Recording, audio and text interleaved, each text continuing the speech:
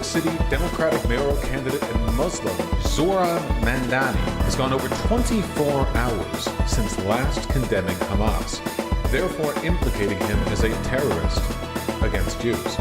In other news, studies show ethno-states are in and human rights are out. In the interest of providing a fair and balanced debate on this subject, Republican Congressman Fred Dingleberry will be joining us tonight facing off against a homeless man's dog we stole from outside the studio. This has been Modern Journalism. Turn that shit off. You know I hate the tools over at the Legacy Media. So, you join DSA or what? This country needs it, honestly. The Democrats can't keep polishing the same turd every election. We need socialist solutions to all the fucked up shit going right now. Don't take me for a dumbass, though. I'm not talking third party. It sucks, but we gotta change the Dems into something less shit.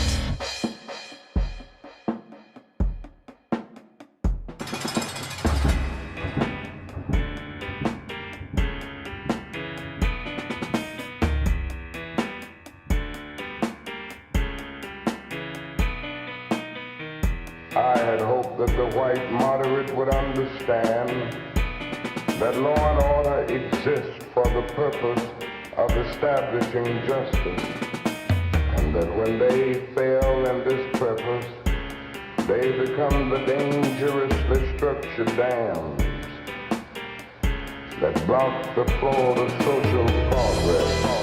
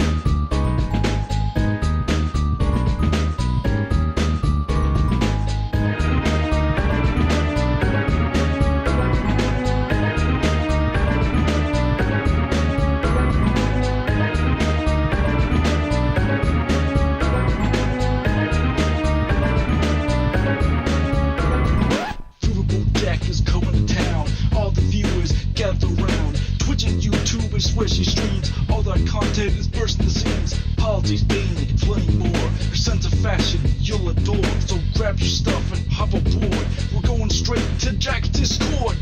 Viva Bo Jack, Viva Bo Jack, Viva Bo Riverboat Jack, Riverboat Jack, Riverboat Jack, Riverboat Jack, Riverboat Jack, Riverboat Jack. That's what I'm talking about. First time singing the songs for Riverboat Jack. Shout out. I don't know what I'm doing really, but I got passion. That's what it's about. It's all about passion. Riverboat Jack.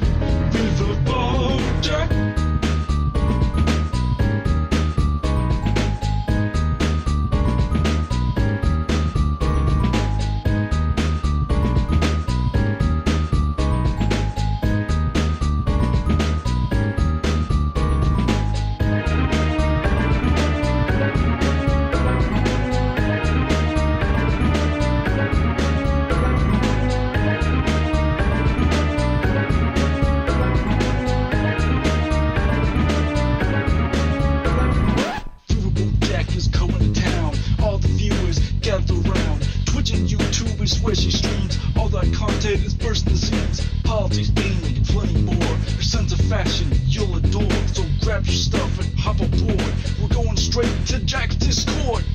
Riverboat Jack, Riverboat Jack, Riverboat Jack, Riverboat Jack, Riverboat Jack, Riverboat Jack, Riverboat Jack, Riverboat Jack, Riverboat Jack, Riverboat Jack, Riverboat Jack, Riverboat Jack, Riverboat Jack, Riverboat. Hello. How you doing, lovelies? Hello, Sheepish T-Rex. Hello, a Clark Vibe. Hello, Zaron Joy. Hello, Koopa Shell. Hello, Sienna Page. Hello, Coder Joe. Hello, Eric Delorded. Hello, Cute Dark Arts. Hello, I Am Certain. Hello, Vox Boxman. Hello, Kiva and Defer. Hello, Banana Brains. Hello, Where is Waldo? Hello, Yannick de Newburg. Hello, Queenie. Hello, Sweet and Sour Serena. Hello. Don't call me lovely. I look like a mom 90% of the time. Moms are lovely. There's an entire category dedicated to them called MILFs. And MILFs are cool. Hello, Max Danger. Hello, Noah's Farm. Hello, Spancom Cat. Hello, the Rust Bard. Hello, Conjure Gay Frogs, the most powerful spell in D&D. Hello, Webmage 101, the original caster of Conjure Gay Frogs. Hello, Zach Fletcher. Hello, Polka.com. Hello. Hello, T-Lave. Hello, Comrade Girl 2018. Hello, Blueberry Bumblebees. Hello, Smooth Bandit. Hello, Ransom Ballard. It's true, it's the late night stream. Apologies for that, folks. I just had a lot going on today. Hello, Nullifier Pro. Hello, a raccoon named Spanky. Hello, Fixer at Home. Hello, everybody. Hello, Xenogenesis. Moms be breeding. Hello, Koopa Shell on that note. Hello. Hello, Rhymejack. Hello, Uncle Simric. Hello, Saint Nilrem. Hello, Banana Brains. I might have said hello to you already. My bad. Jacob Booma Sims, thank you for being the first person to financially support stream today, and thank you for being here. I'm a neurodivergent cashier and DSA member running for Congress in my Alabama special primary. That's cool as fuck. Link, give us some of the deets. Hi, watch some of your YouTube highlight uploads before, first time in live. Welcome, K Snicket. Hello, Shifty. Hello, Just to Be Here. Hello, Uncle Gumbald. Hello, Story the Bard. Hello, Snoogan. Hello, Von400. Hello, Cardstock Caster. Hello, Punky Gal. Hello, Insect Hooves on Lassie.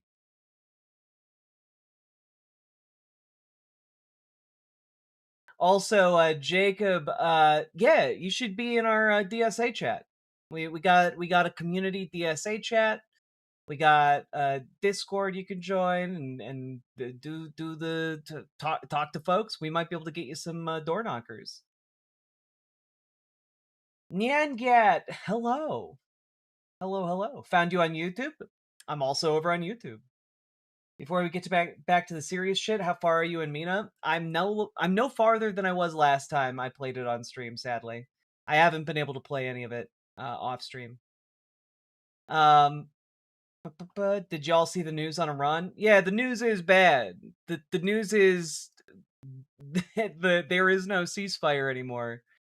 And Iran is now very seriously threatening to shut down the Bab al-Manab God, I always stumble over it. The Bab al-Manendeb Strait, I think it is.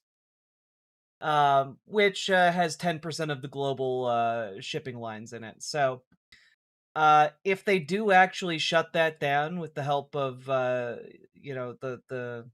allies in Yemen, then I would say go get some gas. Fill up your gas tank and maybe buy some things that freeze well. Yeah, bad month for the Straits. Oh god. See you, have a Spancom cat. Permission to board, Captain? Absolutely, Smooth Bandit. There's another strait? Yeah, over by Yemen. But Trump says we are in complete control of the strait. Yeah, and Trump also says he's in perfect health and had to see, for no particular reason, had to see 22 medical specialists. As people do when they're in perfect health. Whomst among us hasn't been in perfect health and said, you know what? Time to see every doctor at my local hospital for no reason. Do you read YouTube chat? I do indeed. I read all the chats.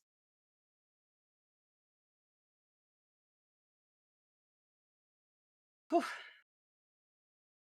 Trump also did recently say he never promised to not start wars, which is, to be clear, complete bullshit. Yeah, I'm reading 4 chats at the same time, okay?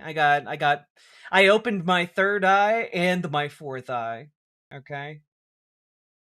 And my fifth eye to look at the other screens. The heteros or upseteros, yeah. You're amazing. Thank you. Are you saying Trump lied? Nobody's ever done that before. You mean people can do that? Just go out in public and lie to other people? Lux called us second-class citizens today.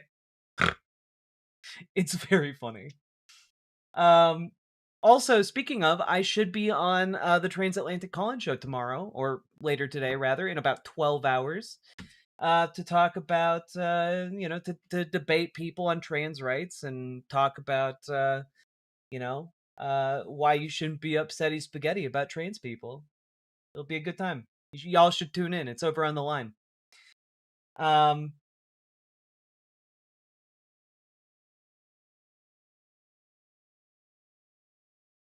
My girlfriend opens her third eye and her fourth eye every time she puts on her glasses. Would I interview Park Rose Permaculture or Maddie Maddock? I don't know who Maddie Maddock is, but I'd absolutely talk with Park Rose Permaculture. She seems cool.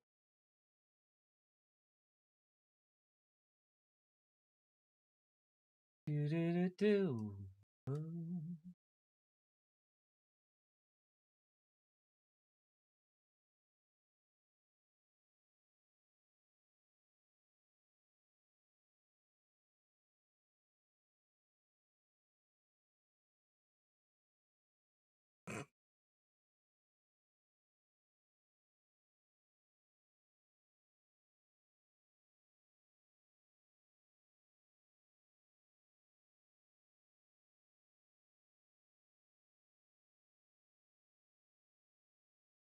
Are you guys ready to dive in? We're gonna have a relatively short stream tonight. I think for obvious reasons. It's almost 2 a.m. But I did want to get at least a couple things sorted with you guys, like a couple segments under the belt, as it were. Um,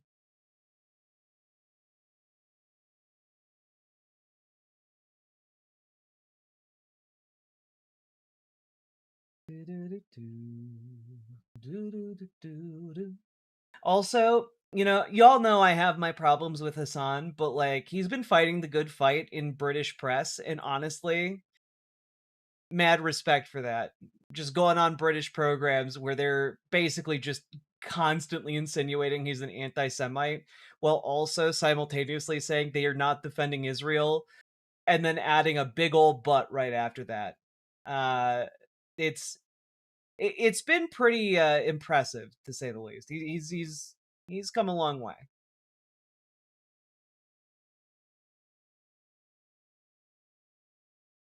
My disagreements aside, he's come a long way. He can't stop your inevitable surpassing of him though. No, he can't.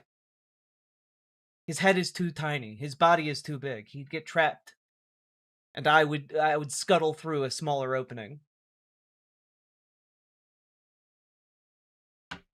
Is my question for your radio show okay? You can always ask questions in chat.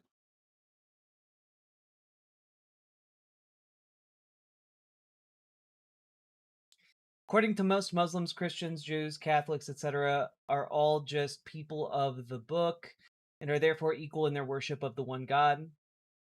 Okay. And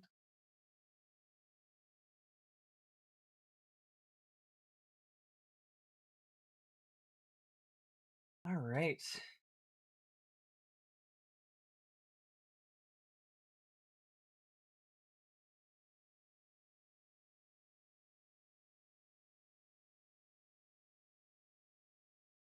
The Thunderdome was going to wait crazy last night. It was indeed.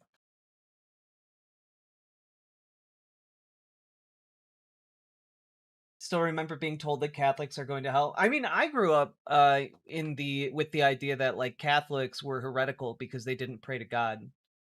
They just prayed to like Mary and saints, and like that's how evangelicals view Catholics, by the way. Generally speaking. You're talking about my state? Woo woo. We're gonna be we're gonna be covering the like the GOP primary debate, just because I thought it'd be fun. You guys really seem to enjoy Victor Marx, and I've been assured that the debate was insane. So we're gonna be we're gonna be taking a look at it just because that seems kind of fun. I came to Twitch to see Hassan Fits, and now I'm much more I'm so much more happy in places like this. I am, by the way, I am trying to up my fit game. Like I'm trying to do my workouts. I got back on the elliptical now that it's fixed, and yeah, I got my ugh, getting my pump on. We're working on it. Ugh. You look like my grandma? You want to fuck your grandma? That's weird. That's bizarre. Great, that's what we need, Hotter Jack, always. Your grandma's in prison and you want to fuck her? Disgusting. Get out of here, Vertical Chat. In record time.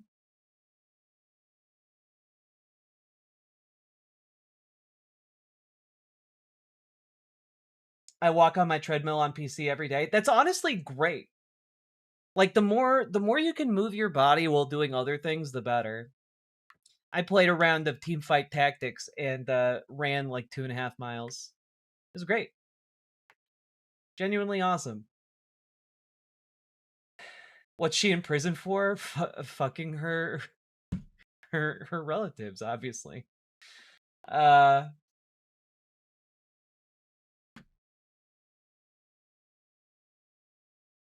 All right. Conjure Prairie Dogs. I grew up agnostic but visited my friend's church once. I was so confused when they gave us grape juice for communion. Does the magic still work or does it have to be alcoholic? I always wondered that too. Right? Like do you need the, like, is it something that's grape? Can you do it with like grape flavored Kool-Aid? Does the communion still work? Like, if it's a miracle, surely it must, right? Because through God, all things are possible. And yet,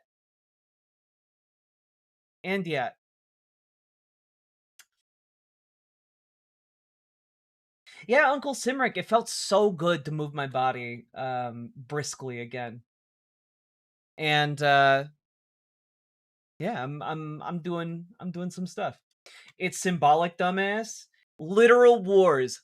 Millions of people have been killed over that very position. I want you to understand, in the Catholic Church, it's not fucking symbolic, dog. Look up transubstantiation. Fucking uneducated prick.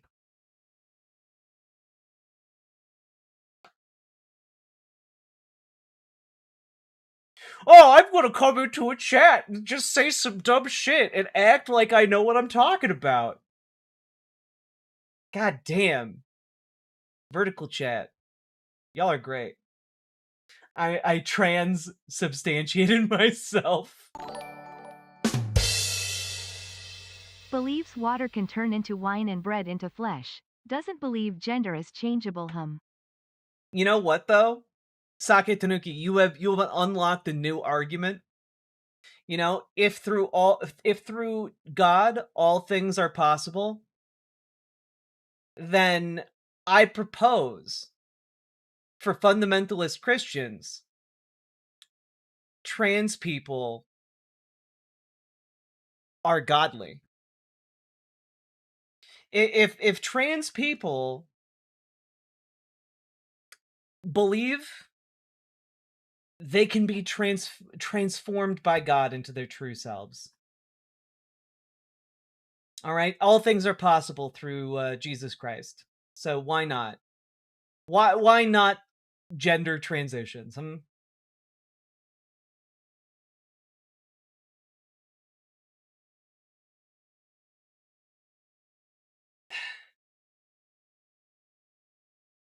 Trans man Jesus needs to exist. Jesus transcends gender. Like, if anything, God is agender, you know?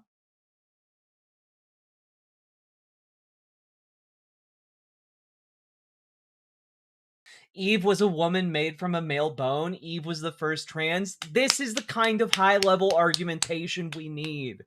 All right? This is it. Also, are angels trans? This is an excellent question. Because, as we know from the story of Lot in Sodom and Gomorrah, the angels showed up and everyone in town wanted to fuck those angels. And they didn't know if they were men or women. They just were like, they're hot. Angels are non-binary confirmed. All right? Look, if we want to play the religion game when it comes to trans people, I can do this all day. All right? I read that story once. Androgynous Angels is definitely canon. It's true. It's true. Also, it gets like a lot of Christians talk about Sodom and Gomorrah as like a way to bash like queer people, but also they completely leave out the part that immediately follows that, where Lot's daughters sexually assault him in order to become pregnant. It's very weird that they do that. Like, if anything, that story is all about how like straight people are fucked up. Also, hello, actual Jake. Thank you very much for the raid. Welcome, raiders. We're just getting started, despite the insane time of night. So yeah.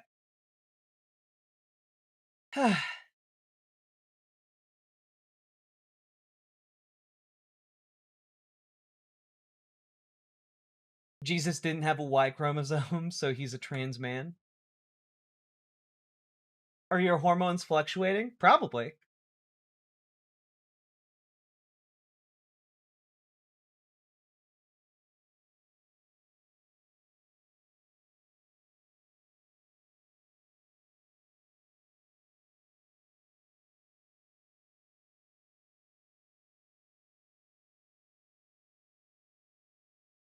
Let's see. Yeah, that's the other part, Terrell, that no one ever talks about. Lot is supposedly like one of the righteous men, right? And when the angels show up, he's like, "No, no, no. Don't rape those angels. Rape my daughters instead." It's very fucked up. It's very fucked up. And yet Christians will use this as proof that gay people are fucked up and not, that straight people be kind of fucked up. Gay Jew lover, I do love the gays and Jews. It's true.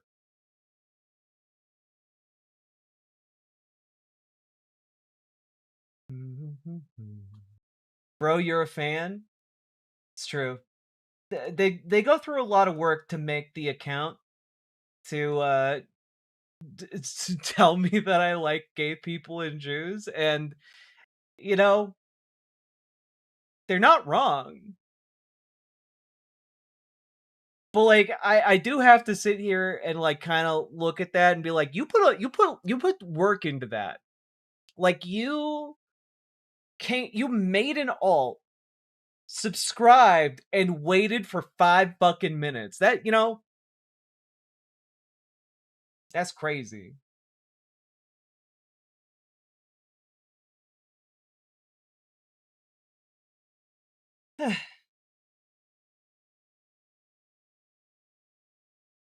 And kinda, Lot offered his daughters to protect his guests as a person was expected to do just about anything to protect your guests. Yeah, but Uncle Simric, I would throw out this idea that if you are truly dedicated to protecting your guests, you go out and you fucking fist fight those guys. Right?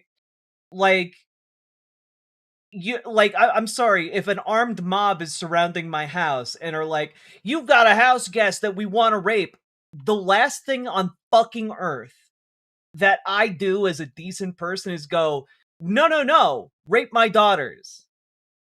Last fucking thing in the universe. That's crazy.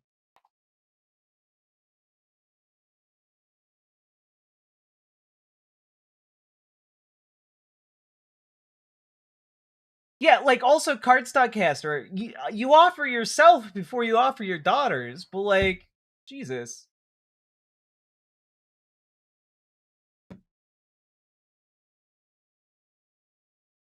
I didn't say I agreed, just what the expectation was. Yeah, but, like, I understand the expectation was what it was. I just fucking disagree. And the people who then read that story and take the message from it that gay people are degenerate, I don't think they've read the story.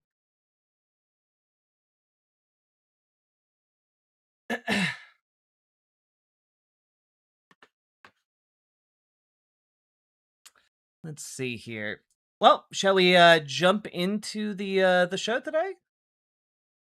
Actually, I wanted to show you guys a thing I thought was cool. I know it's late, but I thought we could take a look at something neat. Who are your enemies at the moment? Those who oppose egalitarianism and democracy. Let's see here. Let's take a look. This is called Vivarium. Actually, that's called Mino the Hollower. That's called all the chats I look at. This is called Vivarium.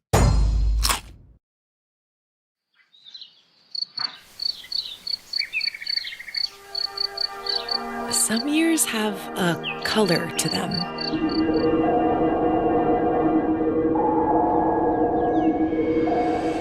A haze that seems to fill the whole world.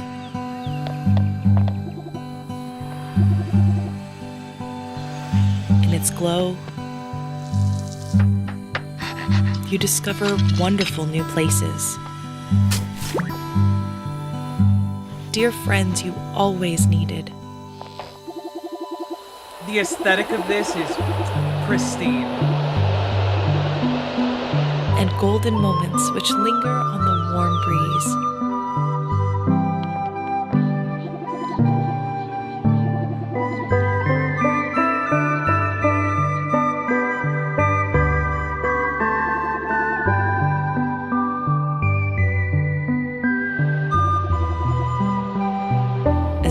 days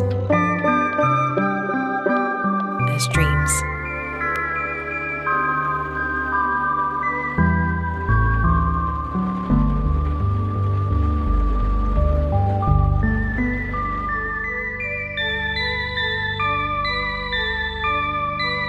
What a cool, weird little thing. You know? Games are just fucking neat. Right? Like that twist, that's so cool. I love it. Cozy game or existential horror. You be the you be the decider.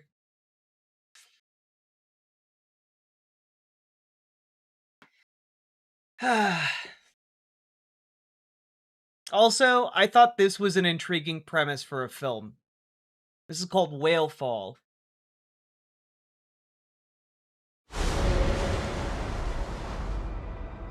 I can teach you things. I will give you all the tools. You can be whatever you want. Anything you want.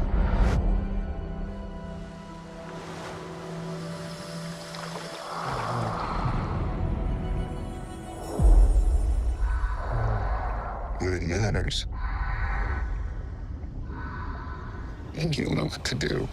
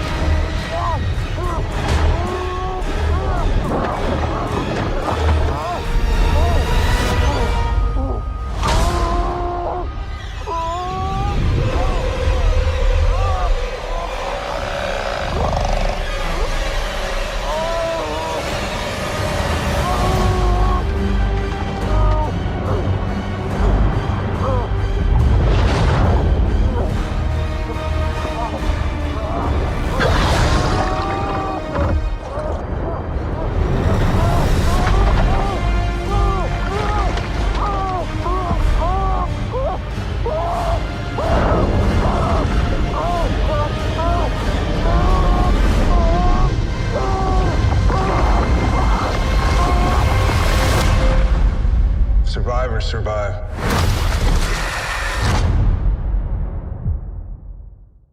This is my nightmare. This is literally everything in the world that I'm afraid of. This is quite literally, this is like the worst version of everything I'm afraid of. Like my greatest fear is dying in a submarine stuck on the bottom of the ocean.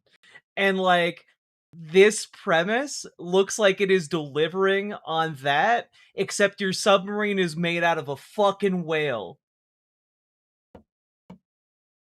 God damn. That's a nope from me. I mean, I gotta know, right? Like, I gotta know how the fuck that ends, right? What an insane hook. You should play Subnautica. I have played Subnautica, and then it started getting scary and I stopped. But I should play Subnautica too.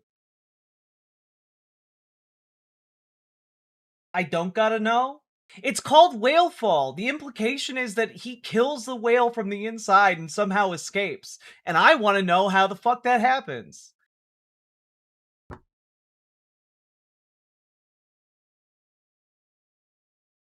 Dredge? Dredge is cool. What an incredibly unlikely series of events, but holy shit. that diver's name was Jonah, I swear to God, the name of that character, if it's Jonah, I'm gonna off myself. Like that can't make it through to the final script. Somebody say submarine with the gaming emoji. No, no, God.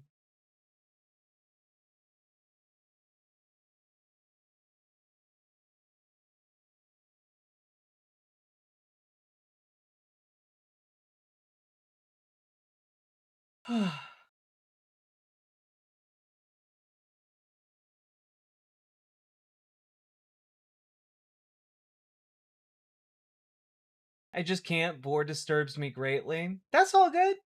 Can't watch Attack on Titan. Look, I guess for me, it's way different when like the thing that is eating someone is a person. That I find more disturbing. But if it's a monster, I find that less disturbing somehow. Jonah Ahab. Are we gonna get like a Captain Ahab situation where like that guy's dad like just has a vendetta against this sperm whale? I don't know.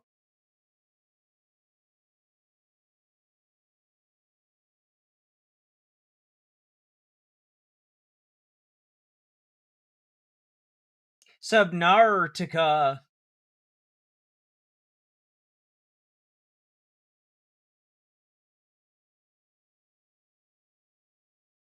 Also, can we get a mod in the horizontal chat as well? Just as an FYI. Let's see.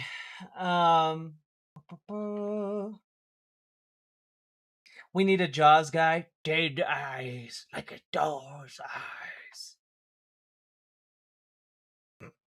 He's gonna come out with a load of ambergris. Indeed. Shit like that is why I did not join the Navy. Hell yeah. Alright. Is it Moby Dick or Jonah? Or, hear me out, both. And even more intriguing, okay? It's Moby Dick meets Jonah meets Underwater, the movie. Let's give it a little bit of an eldritch tinge.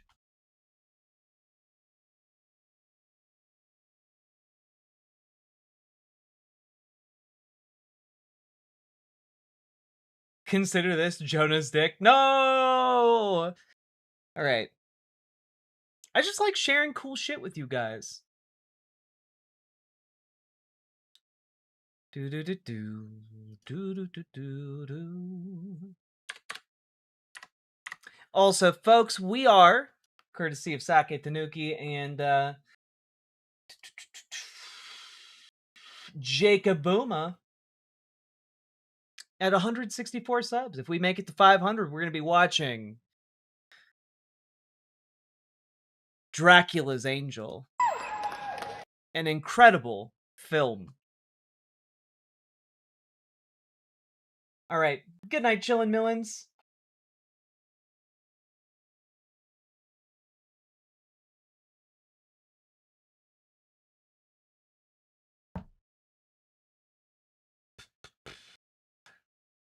May Fanny Longlegs, thank you very much for the membership. Appreciated.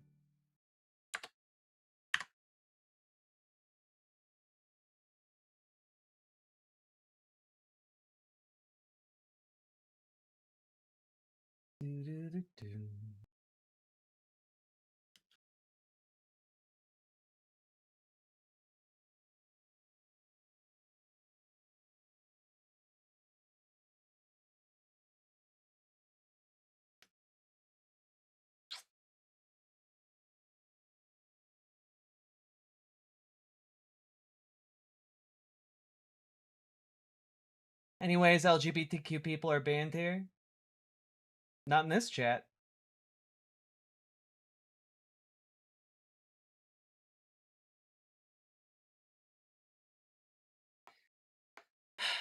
All right.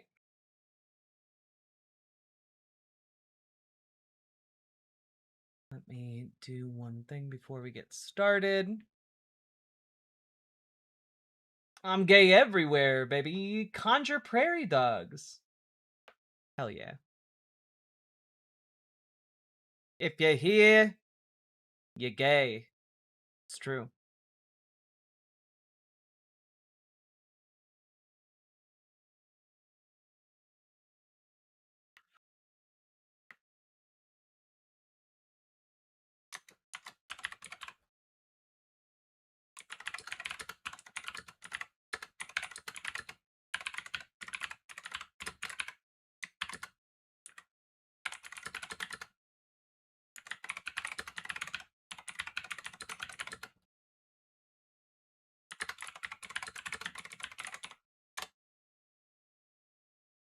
All right.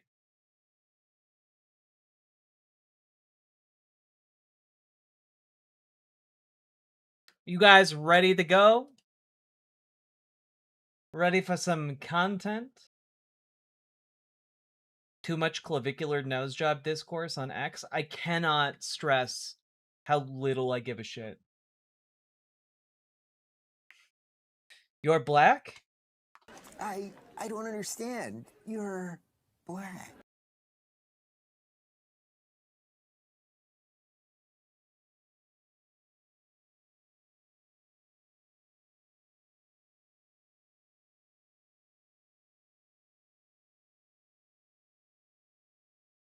Is Pride Demon Month, so that means the straight is closed? True.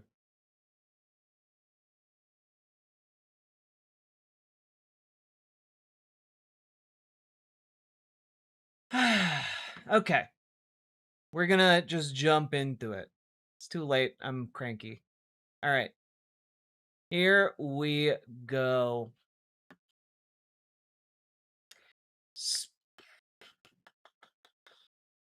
There we go. So, folks, we need to talk about the fact that this piece is hitting Politico.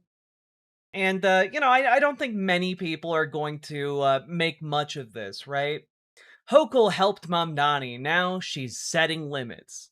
And I found this to be pretty interesting because, well, Kathy Hochul isn't really setting limits, right? Like, it's what's interesting about this is that Zoran Mamdani has gotten everything he wanted from Kathy Hochul. Everything. And Kathy Hochul, on her side of things, has gotten everything she wanted from Zoran Mamdani. Namely, she got an endorsement, right? And this piece really does seem to be designed not for any kind of like educated readership. It seems designed for, well, the donor class, essentially. Governor Kathy Hochul helped New York City Mayor Zoran Mamdani close a massive budget gap. Next year may be different. Now, what's interesting about this is that this is not news. Like, this was well known last month when the story about balancing the New York City budget broke, right? Because part of that story was that Zoran Mamdani had used one-time cash infusions from the state of New York in order to balance the budget. And I talked about it at the time that this was actually pretty smart. Like, it allowed him to balance the budget this year and punt the football to next year to like have a more intense showdown as his popularity rises because he's actually accomplished things like balancing the budget. He's basically set the stage for the battle he's going to have next year, which is to pass more taxes on the municipal level against millionaires, billionaires, etc. And like that's part of his plan, quite clearly. But this is quite interesting because Politico's acting like this is new information, and it's just not. The governor told Politico in an exclusive interview that the 34-year-old first-time mayor needs to get a handle on the Big Apple's spending after she gave the city additional cash and backed an annual surcharge on pricey second homes. Now they have their own team in place, she said in a one-on-one interview at the governor's mansion in Albany. They control the budget. They need to look hard at spending. They need to identify programs that are not serving what they should or that are out of control in scale. And asked if the mayor should anticipate a different dynamic when he pieces a budget together next year, Hochul said they manage their budget now, which is interesting because, again, this seems designed to be like, don't worry, donors, we're not going to help him out anymore. Which absolutely was the case, right? Like, that was always going to be the case. Kathy Hochul only needed something from Zoran Mamdani right now because she's seeking re-election, right? Like, she is, like, seeking to get his endorsement, which she got. So the leverage has, for a time, ended. And so she's willing to kind of be like, well, I'm going to maintain positive relations with Mamdani, but I'm not going to, do him any more favors. And that's kind of what her centrist donors are looking for, right? They want to make sure, like, she's not going to go full socialist in favor of Zoran. And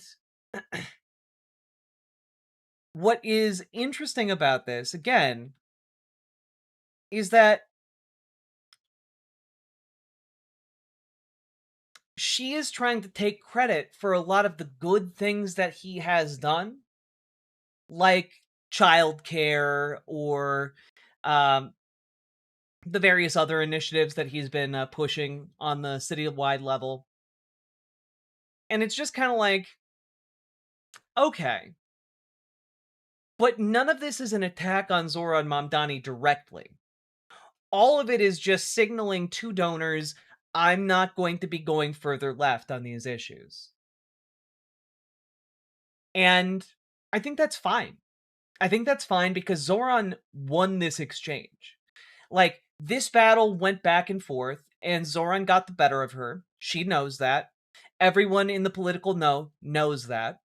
And donors are scared. And I think it's good when centrist donors are scared and concerned about rising leftist stars in this country.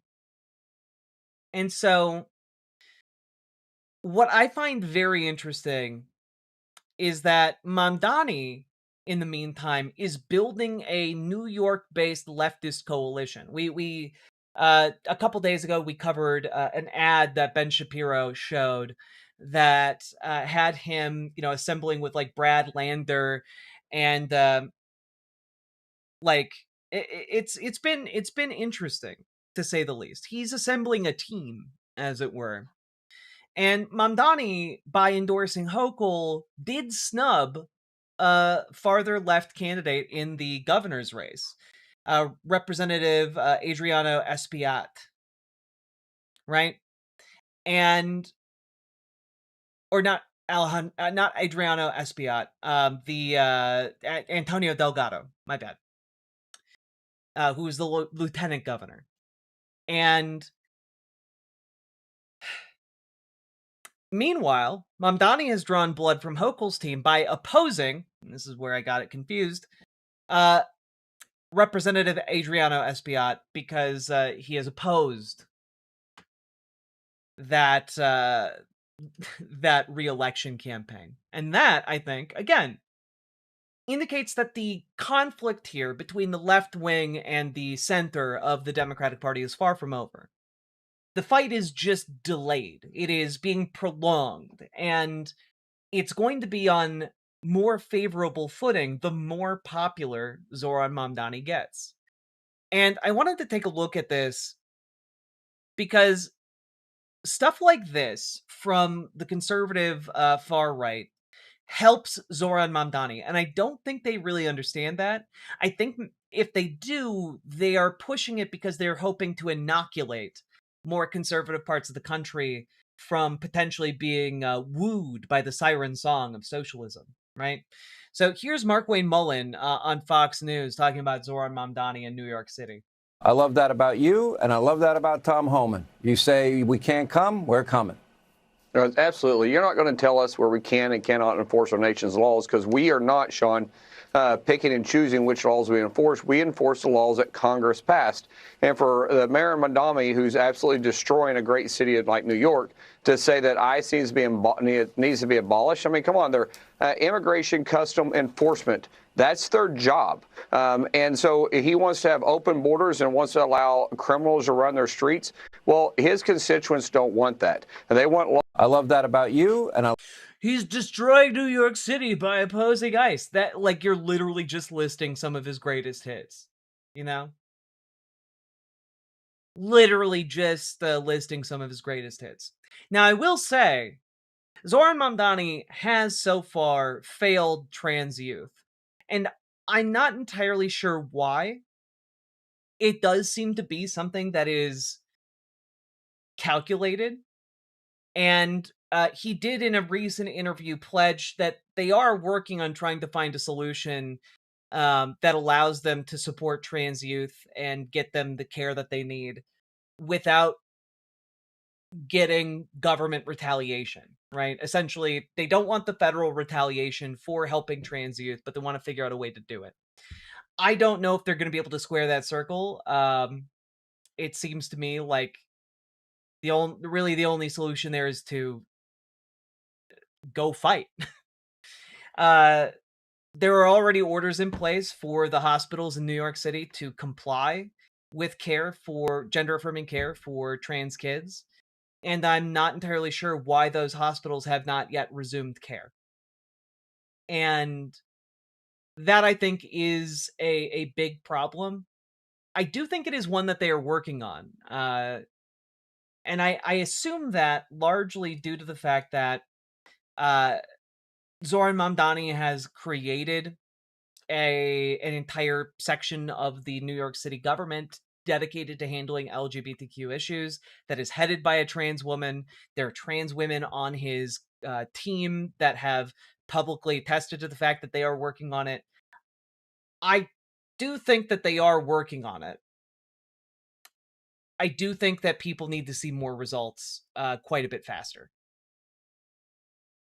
So that is maybe the one big disappointment I have so far. And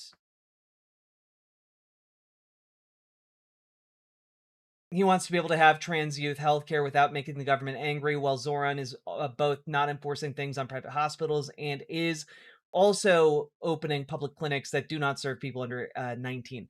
That's the thing. And that's what makes me wonder what the hell is going on, because no one in the administration and no one in DSA New York seems to be willing to talk about what is going on. Folks on the inside, like our very own Gamer G, haven't been able to get any information from New York City DSA, and that's weird. That in of itself is weird. And I'm hoping that that's because they are working on something that will roll out relatively soon, and they want to keep it relatively quiet to avoid backlash, but we'll see. We'll see. I do think that for someone like Zoran in particular, public displays to try and get him to account for it, or to members of his team to account for it, might be very successful, because again, a large part of his power comes from his popularity. So, we'll have to see. I feel he betrayed us. I'm not sure that is the case, but I speak from a place of privilege because I'm not one of the people being affected by that trans youth healthcare ban. So, I'm sure that the kids and the families affected by this feel very differently.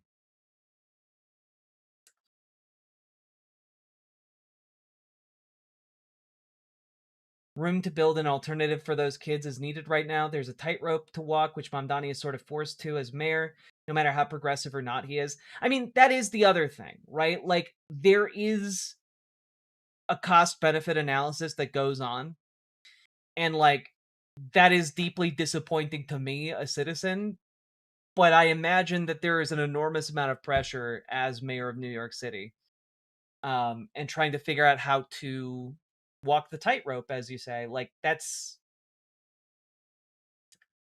I don't envy that position. I don't envy it at all. I work with trans kids in New York City. I'm furious. Yeah.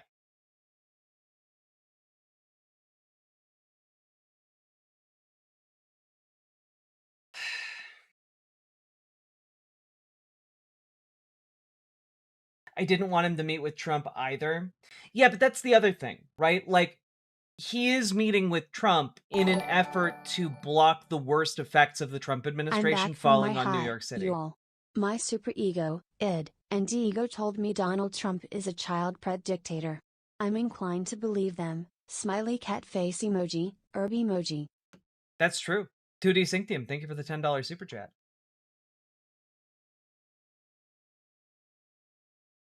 It just sucks we're playing political battleship with human rights. Like, the Republicans yell out B-12 and they're going to sink our battleship. Yeah. That compromise worked so well during AIDS, didn't it? I mean, I do think that this is very different from AIDS, the AIDS epidemic. But your point is taken, right? Like, I think that, like, what he's trying to do is prevent masked men from killing people in the streets of New York City, like they did in Minneapolis, you know? And I do think that another thing he's trying to do is make sure that hospitals don't suddenly have their federal funding cut, because that will literally kill people if that happens. And so, like, that's a real cost to weigh. And I do think that there is, like, potentially an upside to that, but it's an upside that might be bought in blood, right?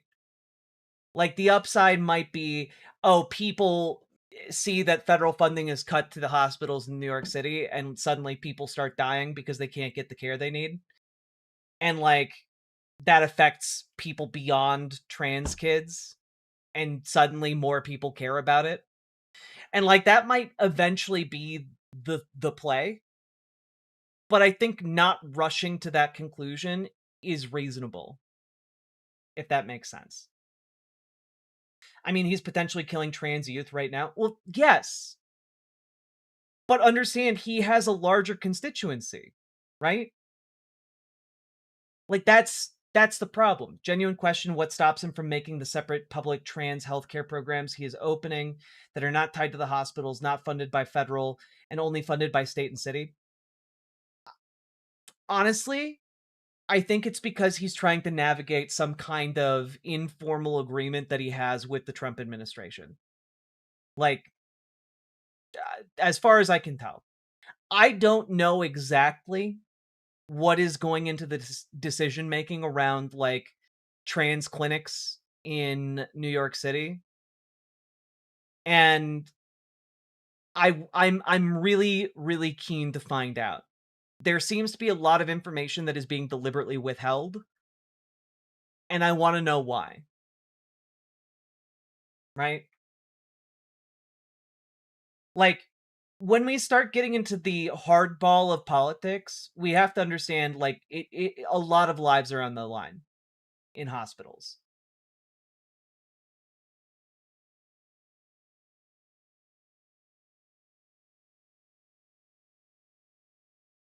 If this is all political handshakes, fuck him royally.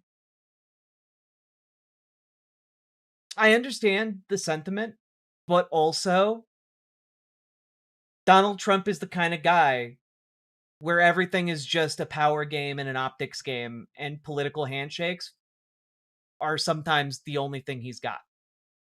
You know? Sometimes a political handshake in that circumstance might be the thing that it stands between, like, billions of dollars going into your hospital system and allowing the hospitals to function, or not.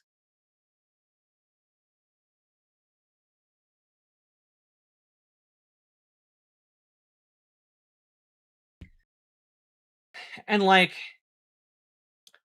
I want more information specifically to know if Zoran is rat fucking us. Because if it turns out that he is, then of course I'm deeply, deeply furious. And if instead there is like some kind of plan in the works, as has been intimated in like a lot of his team's public appearance on this, then I want to know what that plan is as soon as fucking possible.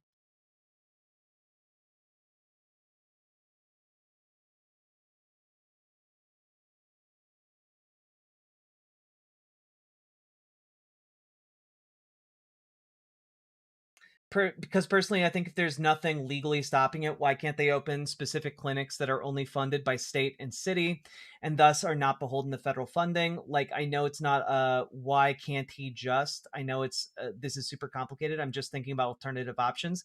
I mean, part of what might be happening, right, is that their plan is to set up like this, and this is purely speculation on my part. I have no insider information that indicates whether this is the case. But I would speculate maybe part of what is going on with these clinics is that they are launching the clinics to exist as separate entities, uh, independent of state and city funding, so that once they are set up, they can then be retrofitted to serve trans youth. And like, that might not be something that they are terribly keen to advertise prior to the clinics coming online. Does that make sense? Because I think you're right. I don't think there's anything legally stopping them from doing that. But I do think that that might be something they are interested in more quietly launching in an effort to reduce backlash that could spill over to other New Yorkers. And it's not I recognize that it is quite a cold comfort to like speculate and just hypothetically like throw out ideas like that. But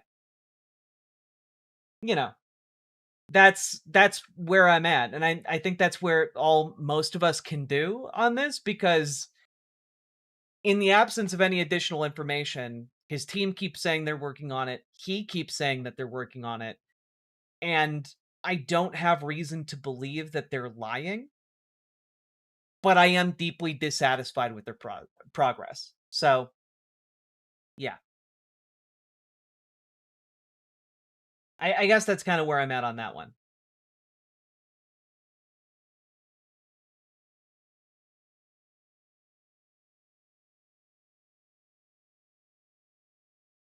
Let's see.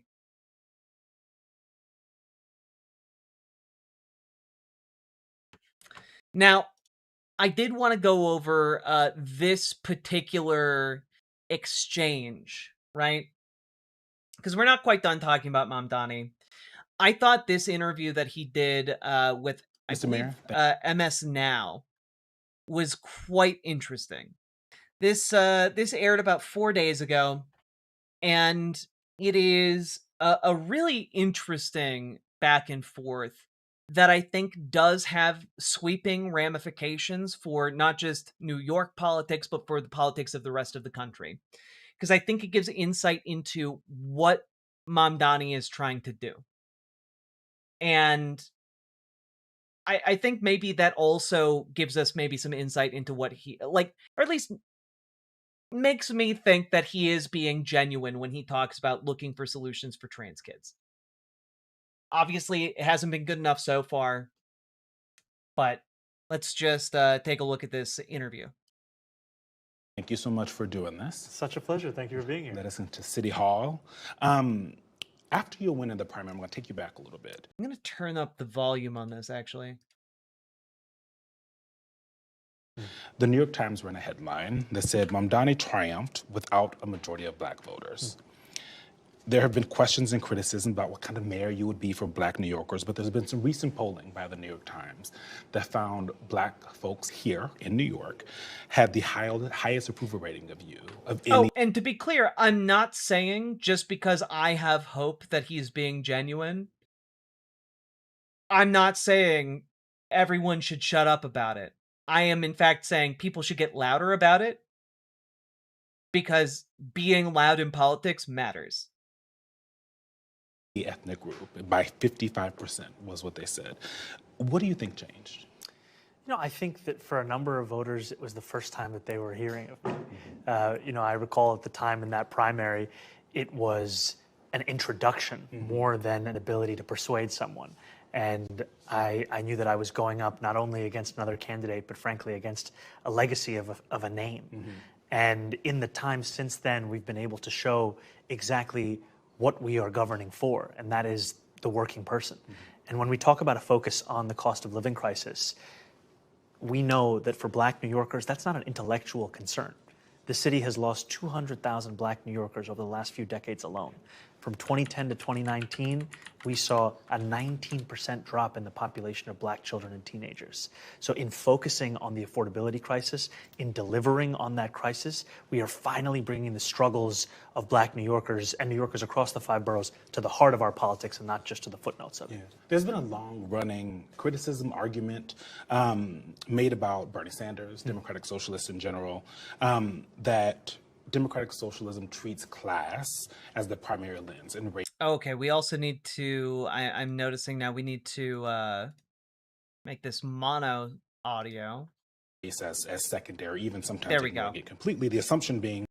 And I do think we need to turn it up a little bit louder, actually. Here we go. That if you fix the economic inequality, racial inequality will just follow and doesn't require its own focus. It seems like you're saying you disagree with that. I think that we need to have a vision that encompasses all of these things. We have to have an understanding of the impacts of class, and we have to have an understanding of the impacts of race. We cannot divorce the racial inequities we see across the city, which are so stark in just the measurements of median household wealth and income, from the political choices and decisions that have been made over many years. And, I even think about there was a policy that Rudy Giuliani had implemented of a tax lien sale. We found that the city was 6 times more likely to sell tax liens in a Black neighborhood than in a white neighborhood. That's, that and the impact that it has on home. Oh, this is interesting. Just the other day, Mamdani gave an exclusive interview to The Advocate and said that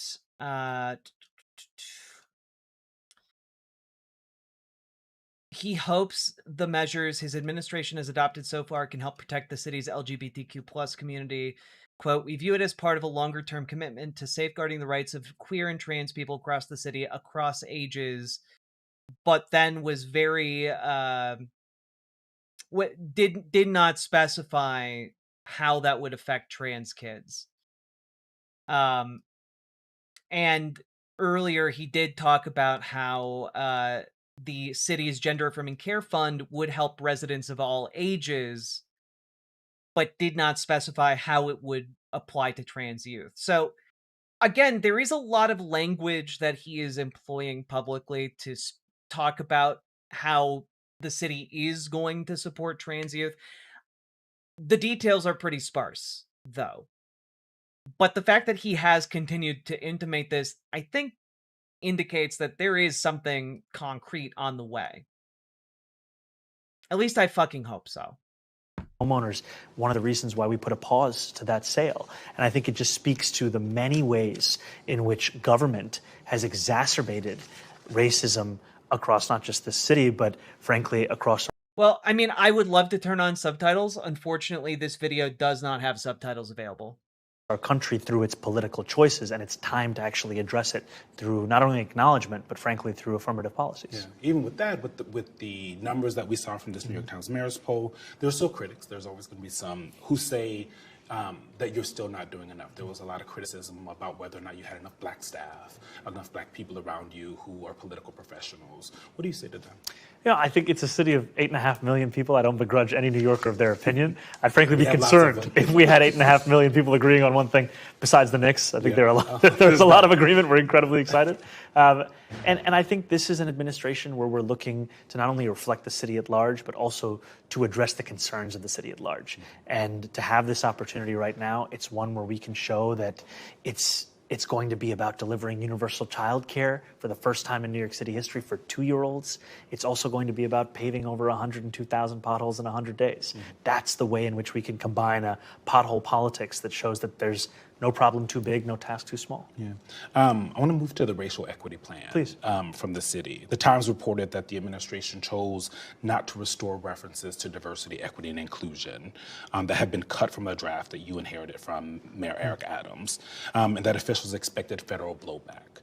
So I guess, did you or someone on your team keep that DEI language out of there because of a fear with the fight with the Trump administration? The focus. I think there's also they're talking about fighting the Trump administration right now. I think there's also an element of this where they want to finalize the budget and get it passed.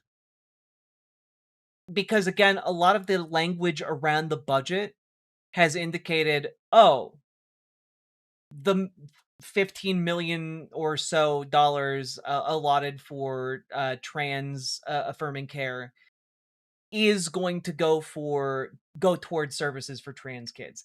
What exactly that form takes will probably be included more specifically in a finalized budget, which is expected by the end of the month.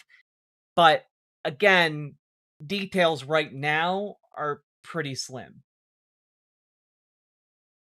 That we had when it came to that report was one, actually releasing it. The prior administration had stonewalled its. Apparently, according to the Gothamist, he talked about this on the Brian Lehrer show. And Mamdani claimed that this will go towards services for trans kids, but again, less than what he initially pledged, $65 million. But with the budget not being finalized yet, it remains to be seen whether or not that $15 million will become $65 million or what exactly this is all going to work out to be. So I'm guessing that they're going to be relatively cagey about the specifics of the budget until it gets finalized. Release over many years. The second focus was how can we not only name the racial inequities in this city that are so obvious for anyone who is looking, but also start to put together a framework that would address those inequities. And the third focus was how can we ensure that all of this will stand up to whatever pressure it faces, because as we all know, whenever you name racism for what it is, there is an immense pressure to try and back away from that. We wanted to put together the strongest legal argument to ensure that we could actually move forward on it, and that's what we found in this report. So a legal argument that doesn't include the words DEI. Do the words matter in there? I think all of the argument that like this is exactly kind of what I'm talking about, right? Like part of what he's doing here is basically trying to appease the Trump administration, saying, we're going to do all of the same things that we were going to do with a program that was explicitly labeled DEI, but we're not going to label it DEI. We're going to do all of the same shit. And you guys won't understand that we're not, we are not actually kowtowing to your positions simply because we're not using DEI as a phrase. I think that this is similar to how he's approaching a lot of other issues that are sensitive to the Trump administration. We laid out is one that we believe can withstand. Because again, I know I'm being a pause champ, because again, the Trump administration is made up of the biggest fucking snowflakes on the planet, but also most of them are very stupid. So if you just remove DEI but keep all the programs the same, they will not know the difference. Whatever pressure comes from the federal administration. And for us, what we found is that New Yorkers care more about what we can deliver than... It's genuinely a grandpa won't notice. Grandpa won't notice, fam. He's too busy talking about ballrooms. The process by which we get to it, and that's exactly what we're looking to do, is finally deliver a vision for racial equity that is able to get into a material consequence for New Yorkers. On April 6th, the Assistant Attorney General, Harmeet Dillon, posted that your plan, quote, sounds fishy and illegal, will review, exclamation point. Have you had any actual communication with the Justice Department over this? You know, I have not had direct communication myself. Our team is always in communication with the federal administration over a number of areas of disagreement, but we are fully confident in this report and in our ability to withstand any pressure. Yeah. Are you worried about them coming here and taking federal funds in order to change the plan that you have? Yeah, I think none of our values or our laws are bargaining chips. And we will not step back in the face of any of this kind of pressure because we're not embarrassed about these things. We're proud of them. It's what makes us New Yorkers. Yeah. And so if the federal government has issues with this report or any other policy, we look forward to that conversation, but it's not one we're going to shirk from. Yeah. You're one of the maybe only mayors, Democrats, who has engaged with Donald Trump and the Trump administration publicly, and it seems like everyone left not fighting. What is the trick to that conversation in the relationship with Donald Trump that other mayors maybe could take a note from? Well, I think it is unfair in that I have an advantage in that we are both from New York City, and we share a love of the city amidst... Mamdani hates America. Dude literally, like, bikes the city every day and makes videos that are essentially love letters to the city. It's crazy that conservatives are so deluded that they're like, he hates America, when, like, every day he's, like, posting, like, I fucking love this neighborhood. Let's go get something to eat. I love New York City. Let's fill potholes. Like, it's genuinely, the attacks leveled against Zoran Mamdani are so absurd. Absurd. Many disagreements that we have, whether about the country or about the city. And one thing that the president said to me as well as to the public is the better the city does, the happier he is. And in that, I ensure that our conversations are focused on how we can do better for the city. And that doesn't mean shying away from disagreement. You know, I've sat directly with the president and I've spoken to him about the fact that I believe that ICE raids are cruel and inhumane. I believe they do nothing to serve the interests of public safety. It just means being honest and ensuring that it isn't a conversation around personality or the two people who are there, but rather around the people of New York City and how we can deliver for them. I think you called him a fascist at the Oval Office, if I remember correctly. Yes. When was the last time you two spoke? Yeah, I keep the nature and the cadence of those conversations between the two of us, but I will tell you that recently, whenever we have the conversation, God damn, when like, you gotta respect his game as a politician. He's talking about having to be in communication with one of the most odious men on the planet, who holds like an insane amount of power relative to a mayor of a city. And like, he manages to still deploy like that fucking charming smile that's just insanely dazzling. It's genuinely deeply impressive because he's very clearly deflecting to not answer this question, but he's doing it behind a smile that is genuinely so charming that you're just like, of course he can't answer that. Let's move on. It's about the city of New York. Yeah. You ran as an insurgent against the establishment. What has governing taught you in the last 6 months or so that campaigning didn't? I think what's incredible about governing is you have the opportunity to deliver. During a campaign, you're asking people to believe. And for some New Yorkers, that's easier. But for others who've lived through decades of politicians coming to them with promises and then abandoning them as soon as they have the opportunity to lose their principles, it's hard for them to believe. And so in governing, you can say, I understand why you weren't there in the beginning, but now, when we're paving these potholes, when we're delivering universal childcare, when we're establishing the office to prevent deed theft, when we're pausing the tax lien sale, when we're holding bad landlords accountable to the tune of $65 million, now here's a reason to believe. And what I've found is that it allows you to not only build a larger coalition, but it also allows you to show those who had the courage in the first place that they were right to hope. Yeah.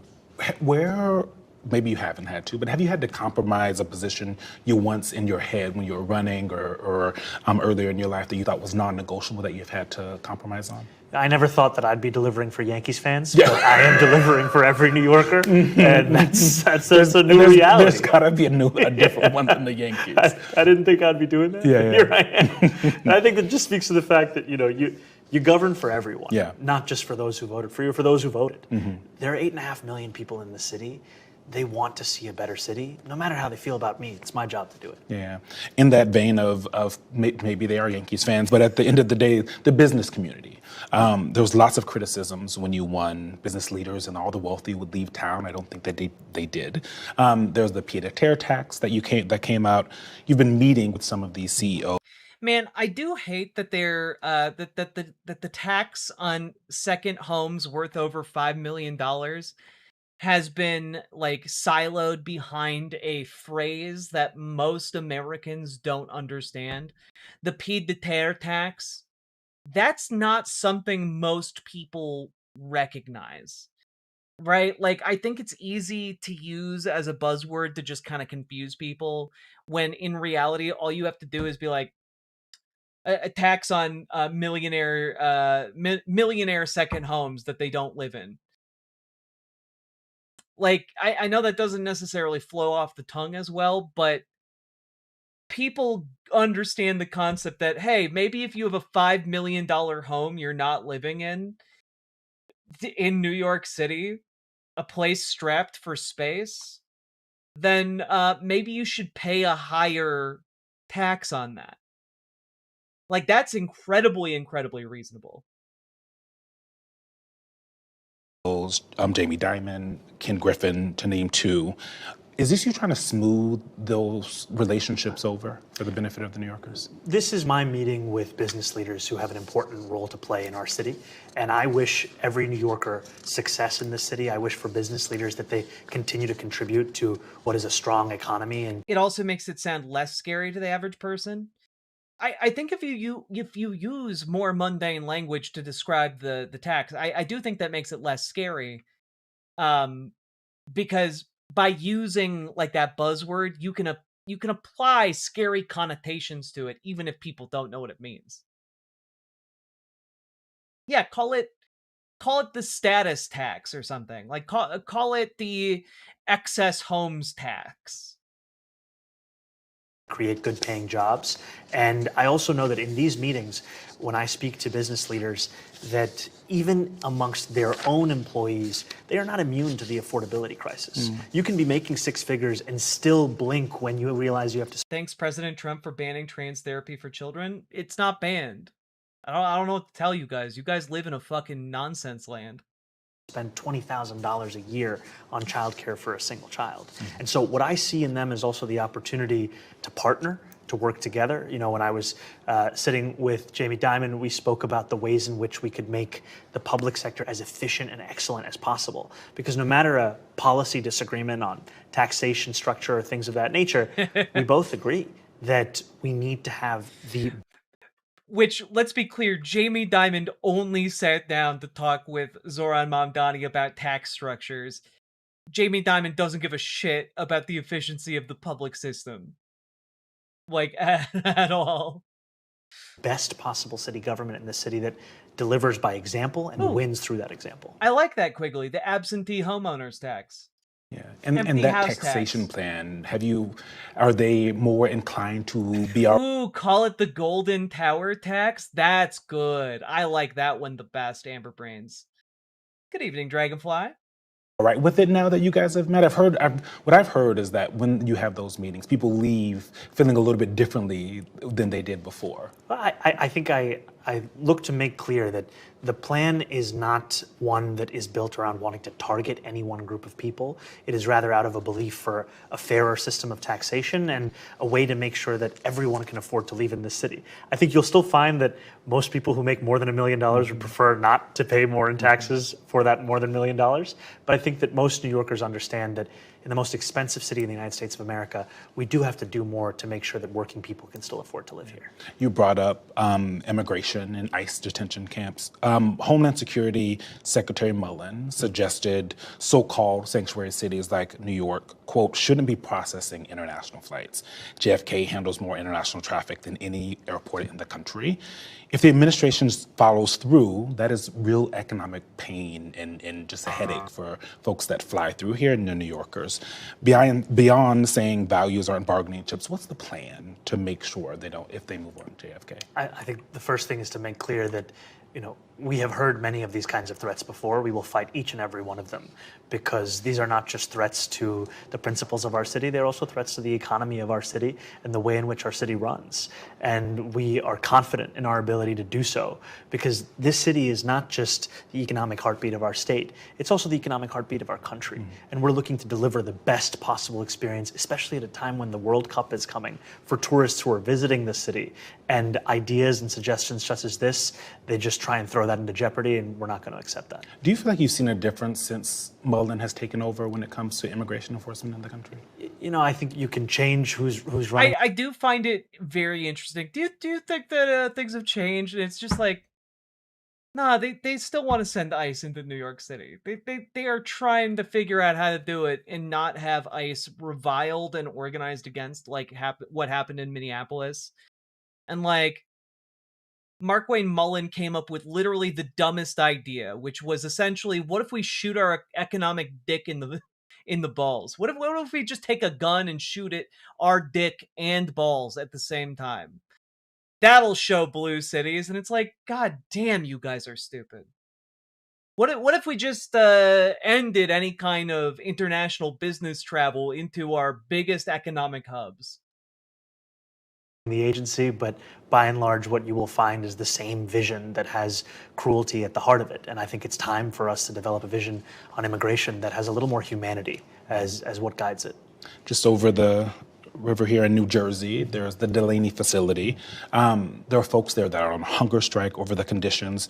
What's your reaction, and I guess more importantly for New Yorkers, what prevents a facility like that from opening here in New York?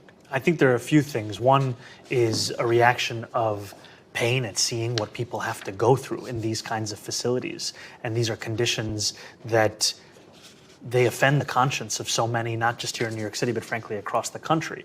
This is partially why I have put forward a vision alongside so many others to say that ICE should be abolished, that there is no way to reform this kind of cruelty that we're seeing endemic in the way that immigration is being enforced across the country. When it comes to our city, we are proud of our sanctuary city policies. We are proud of the policies we've put forward and also the executive orders we've put forward to ensure that every single agency is complying with those policies. What do you say to people who say language, and there's Democrats in DC who say language like abolish ICE or unhelpful for the political health of the Democratic Party? I think if we've listened to them before and look where we are. Humanity, if you're here illegally, go back to your country of origin. I don't know why that's so controversial.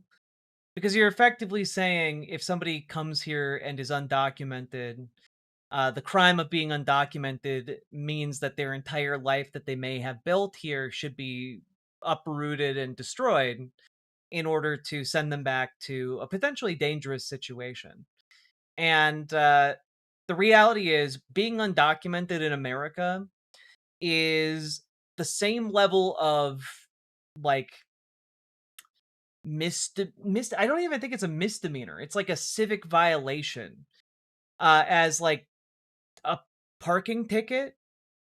Like it's literally the same type of violation. And I just look at that and I think to myself, well, your life isn't destroyed because of a parking ticket. What do? You go and you pay a fine. It gets documented in a system. You're A-okay. Why should someone who gets in trouble for parking wrong be treated so differently for someone who it just isn't documented within our system? The solution here isn't a costly ethnic cleansing campaign that enriches private companies. The solution here is to just document them. That's it. And then if they commit like actual crimes, then like our legal system can sort that out. But like, if the question is why, like, oh man, why should we like what? I mean, just like think with your fucking head. What does it cost more to do? Print out like a piece of paper, or to get someone a plane ticket and to like imprison them for months, if not years? Like it's not difficult to figure out what the actual solution should be, just on an economic basis or a moral basis. Like it's pretty clear cut. And the only reason I can think people support this policy is because either they haven't thought about it or they just want to do the ethnic cleansing. And like, if you just want to do the ethnic cleansing, like, you're just a bigot. You're a racist. You shouldn't be in charge of doing any kind of policy. Seems pretty straightforward to me. I think it's time to develop a new vision for this party, one that is unflinching in its beliefs and also uncompromising in its principles. And one of those principles has to be that Americans need not walk down the street fearful of the fact that they might be shot dead by federal agents in masks without badges. There was the Israel Day parade over the weekend. Before we get into this, I actually found the interview that I referenced earlier. Let's take a listen real quick. This is from WNYC. Was posted June 2nd.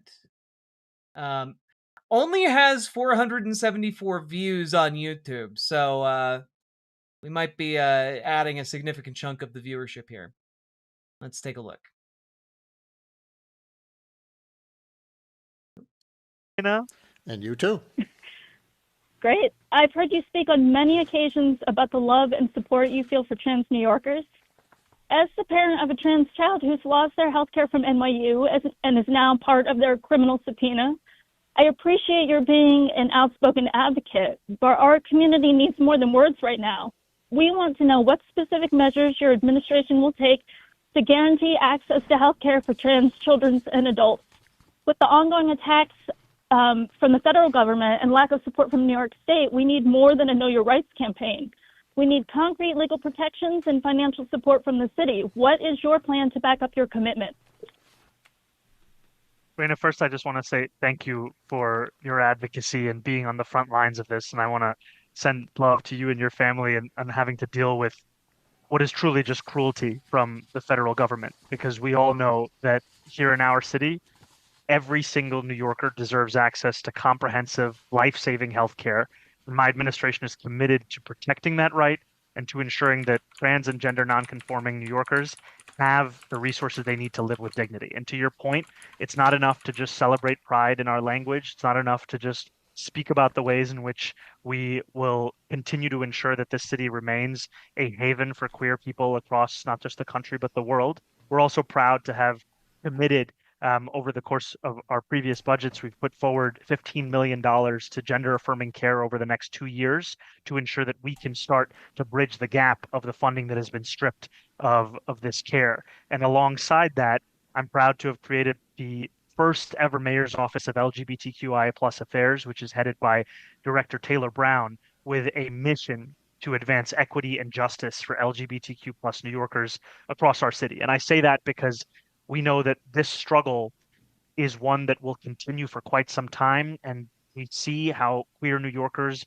disproportionately are facing higher levels of homelessness, of poverty, and I'm incredibly excited at us having an office led by such a stalwart New Yorker with a mission to illuminate the ways in which city government can actually deliver for New Yorkers in this way, because the work is frankly just beginning on this. How specifically will that reopen access to gender affirming care for Also, Brian Lehrer, great follow-up question. Trans kids whose parents, like apparently the caller, want that if places like NYU are shutting it down over federal pressure?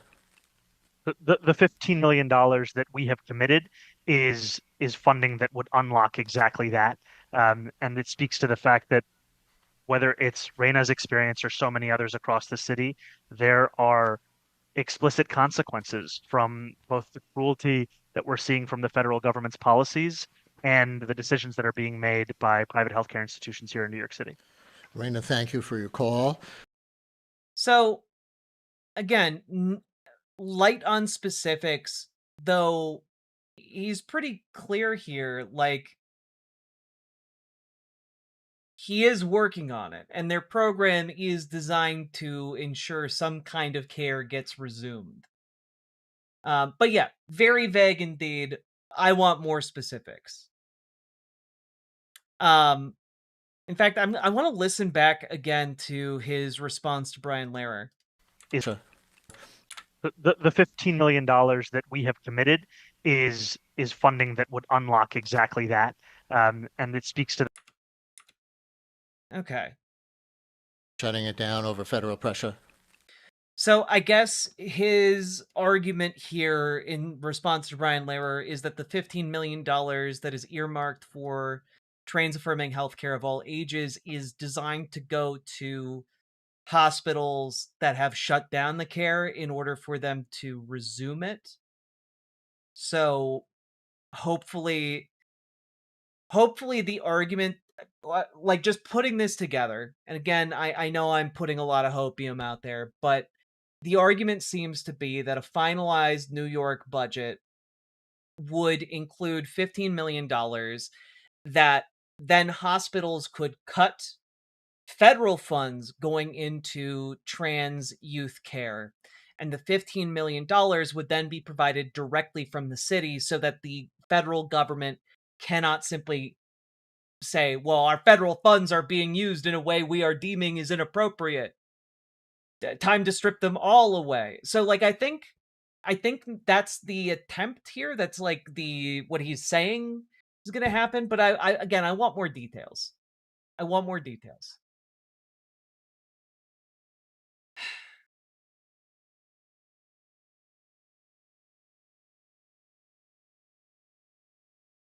You say to New Yorkers who heard you saying, basically, I'll protect the parade, I won't stand in it. It was a promise you made, I think, during the campaign.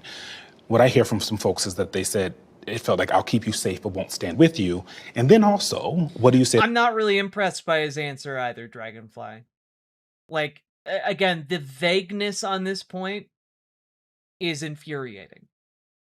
The New Yorkers outraged that members of the administration marched with an Israeli official who called for the total annihilation. Sharia law won't tolerate gays and trans people, just saying cope more, I guess. Nowhere in the United States has Sharia law. And also, let's be very clear, folks like you who are not presumably Muslim are way less tolerant towards gay and trans people than most Muslims in the United States. Frankly, I'm more worried about folks like you, because like y'all are the ones who are being like, oh, they just want to throw you off of buildings. You guys get weirdly happy about the idea of throwing gay people off of buildings, you know? And I find that disturbing. Of Gaza's cities, the finance minister, Smotrich. You know, I've made clear time and time again over the course of the campaign my criticisms of the Israeli government. And you could see in the participation of the far-right Israeli minister Smotrich, as well as a number of other ministers, a vision of annihilation, a complicity in genocide, and frankly, a belief that does not have much value for even the sanctity of children in Gaza. And I am offended, as I know many New Yorkers are, by their participation. And when it comes to... I don't get it. I think the vagueness is a smart move. I think part of it is that I can see a reality where the vagueness is a smart move, which is why I'm kind of like... I'm frustrated by this, but I maintain a hope that this is going to work out for the better. But I fully understand trans people, and especially people, allies, fellow trans people who work with trans youth, being deeply enraged by the vagueness, right? Like, I understand it might be part of a plan, but the plan is, we're being asked to take the plan on faith. And I think that is a really difficult thing, especially for the trans community at the moment, to do, because we've been screwed over time and time again. Our faith is very often not rewarded when it comes to political figures. And I think that is the problem I run into, and I think the problem a lot of other trans people run into. Members of my administration, I allow them to make... Yeah, it's a big ask. Their own decisions as to what marches they would like to participate in. However, as I've said time and time again, as the mayor of the city, I need not be present to ensure the security of a march, and also that this is a march to celebrate Israel. That is something that many New Yorkers attended, many New Yorkers did not. When it comes to the sanctity and the security of Jewish life in the city, that is something that we are fully committed to ensuring that each and every Jewish New Yorker is not just safe in the city, but is celebrated and cherished by the city. Yeah, because what do you say to some of the Jewish New Yorkers who still feel like, you know, they don't have a place here because of your own stances, whether that's fair or not? Well, I would say that criticisms of the Israeli government are different from criticisms of a religious faith, and there are many who share those criticisms in this city. And what unites all of us, no matter how we feel about the Israeli government, is a belief that Jewish New Yorkers are a critical part of this city. They have been, they always will be, and we're going to do everything we can to ensure that's the case. And I know one of the points of concern has been the rise in anti-Semitism that we've seen across the country. And a commitment I made on the campaign was to increase funding for hate crime prevention by 800%. And that's something. Oh, Muslims are trying to push Sharia law. Just look at the UK. Yeah, when I look at the UK, I see white people rioting and burning down the houses of minorities. I don't think the risk in the UK is of the coming British caliphate.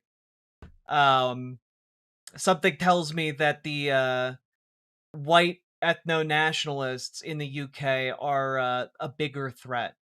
We fulfilled in our executive budget, adding $26 million, because so often the only answer we have to hate crimes is responding to it, to condemn it after the fact. We want to invest in the tools that can actually prevent those hate crimes from happening. That's what we're doing. What are those kind of tools? Those are the kinds of tools that also really focus on education and our young people, because what we've seen time and time again is a belief that with time comes understanding. Yeah, again, the only people saying Sharia law is being pushed anywhere in the United States or in the UK, like, the only people saying that are the biggest morons to ever exist. Like, you could literally jingle a set of keys in front of them and say, "These are magic keys. Give me all of your money and they'll unlock your dreams." And they would do it. It's crazy. And knowledge and what we... Some people say if you play a pipe just right in front of some of these MAGA chuds, they'll follow you anywhere. It's crazy. They'll prance right out of town. We've actually seen is that if you're not teaching our young children, especially about the lessons of this history, then we will see echoes of that history. We talked about the Democratic Party just a little bit. I want to get back to that. I won't ask you about the autopsy unless you have thoughts that you'd like to share. I didn't think so.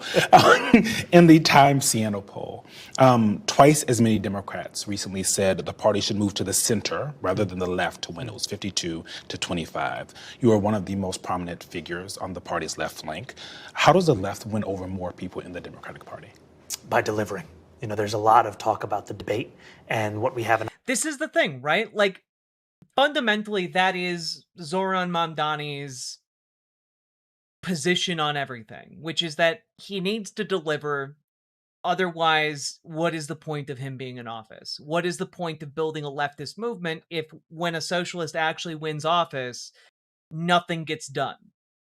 Which is why he has a heavy focus on getting shit done.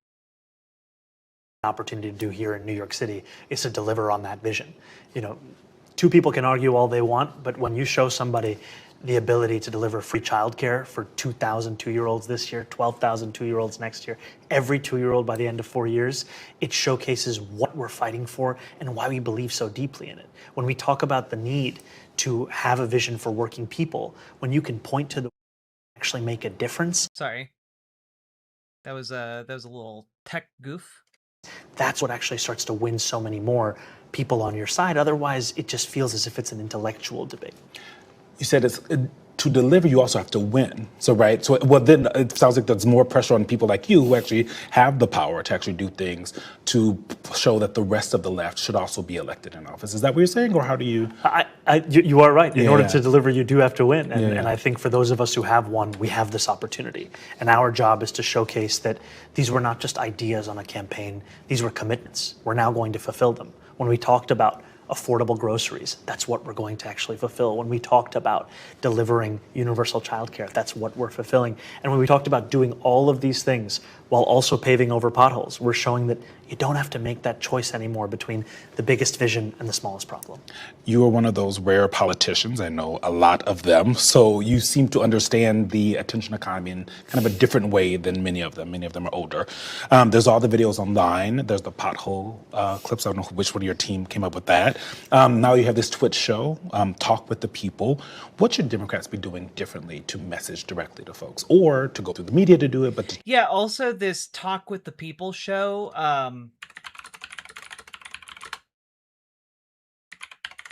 is interesting. I thought about covering this, but haven't gotten around to it yet.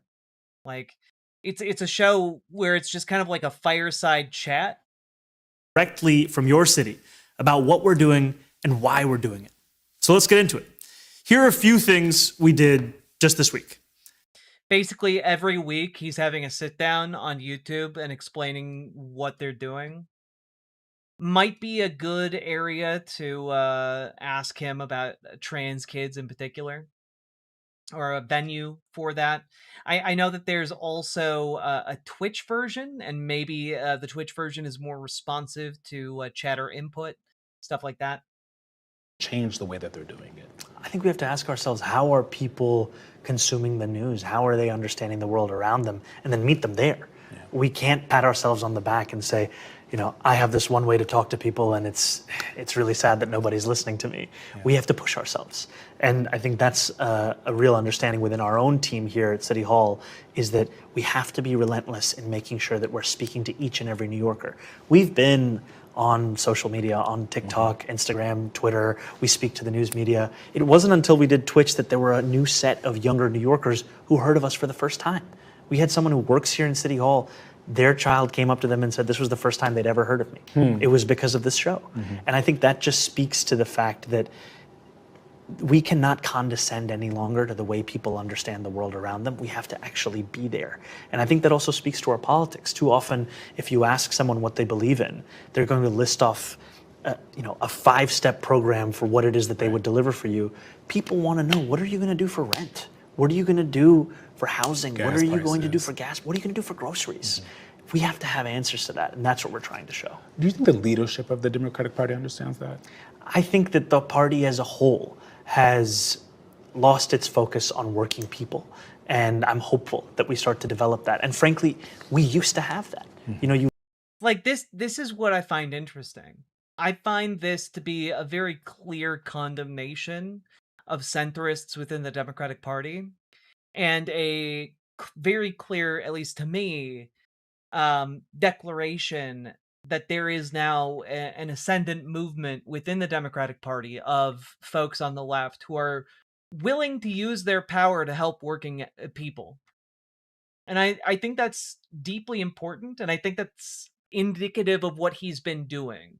Specifically, like the Ben Shapiro ad where he endorsed 3 different candidates at once who are also on the left in New York. I think what he is doing is building a coalition to get some shit done. Starting with New York City, moving on to New York State, and I'm gonna go out on a limb and guess that that is not going to be sufficient. He's going to build it out from there. Look at the 4 freedoms. You look at the real core of the New Deal. There was a moment when this party was unabashed about its focus on working. Here's the funny part. No socialist country has ever survived in history other than Denmark, only because they have very few people. Behind the seal DTS, define socialism, please. People, and I'm excited to bring it back there. Yeah. On the left also, you have Graham Plattner in Maine. At least one of your campaign aides has gone from back and forth from them, Morris Katz. There have been plenty of scandals with Graham Plattner. As the party goes outside of kind of the political professional lane, is this the amount of scandals that end up happening with some of these folks? Is that just the doing business? Is that just what happens when you're changing the way that you... When did we stop saying middle class and start saying working people? When the middle class got fucking murdered by the wealthiest people to ever exist. You elect people, what's the line there? Yeah, I think what I've found, I'll say my focus in New York City has been, how do we deliver on this affordability crisis? When I step back and I think about the party and the country as a whole, I've found that what people are focused on is, does your vision have room for them? And do they see their struggles in what you are fighting for? I think oftentimes that is more the primary focus than the individual who is fighting for them. And too often, I think that the focus has been misplaced when it should be on those ideas. And that's what I'm hopeful we can start to deliver on. But is there a line of kind of moral clarity that the party should have on some of the things that we're seeing? I think that we should find our leadership from rank and file Democrats who will show us what it is that they view as the guiding principles and who should be the champions of that. And I look forward to that over the course of elections that we'll see across the country. And here in New York City, I've endorsed a number of candidates that I believe are the exact kind of stalwarts we need in that, whether Daria Lisa Avila Chevalier, who's running for Congress, or Claire Valdez or Brad Lander, who are all also running for Congress. See, this is what I mean. Like, he's basically saying, well, we're about to throw down, so I guess we'll see what happens. And I think that fighting spirit I find admirable. I do hope, again, it extends in all directions. You brought up your endorsements. You live in New York 12. You won't endorse unless you want to right now. Okay, there's four. Okay, I just want to check. I will vote. As a resident and the most influential voice in the district, what would a candidate have to do to get your vote? I think showcase an understanding of the priorities of constituents across the district. It's an incredible district to be a part of. It is also a district that's not immune to the affordability crisis and the pressures of that crisis. And I gotta say, being the mayor, it's a funny thing where I haven't actually received any campaign literature. Zoran's extremely wealthy. And? At all? At all. Okay. I don't know where it's going. Maybe they're scared. but there was one candidate. There was one candidate who came to the gate and dropped out. Ooh, okay, socialism is the theory of giving everyone the same, which sounds good until the motivation in some people can't carry the weight of the lazy. You think anyone is going to be a doctor for $0? Wrong. That's not what socialism is. Socialism is an economy primarily owned by the people who work in it.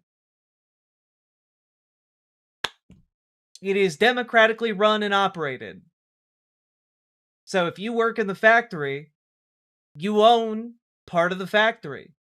You get to collectively decide, along with the fellow people who work at the factory, how the profits earned by your labor get used. That is socialism in action. Now, the idea here that it means everybody gets the same. That's not what that means. The idea that socialism is everyone gets the same paycheck. No. God damn.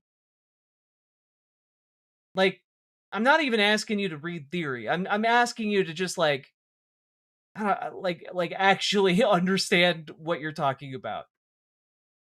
Please, conservatives and neoliberals, please, for the love of God, I'm just asking you, understand the terminology you use. So I will be looking at that. Do you think the people in New York deserve to know who you're going to... Socialism is a capped economy? No. Incorrect. Wrong. Vote for? I've told them who I've endorsed, so I'm very excited about, and I can tell them I will vote, and when I make that decision, they'll see me. The stock market is not a form of socialism. My God, you guys. Be casting my ballot. We are going on to the 250th anniversary of this country. Yes. You came to this country as an immigrant, now lead its largest city as it turns 250. What does this anniversary mean? I do need an incorrect buzzer sound on my soundboard. I have a record scratch. I've got sad trombone. You own a piece of the company, sharing the profits. Yeah, but you don't work at the company. You don't work at the company if you are playing the stock market. The stock market is not indicative of the worker ownership of the company. Worker ownership of the company is, in fact, vitally important.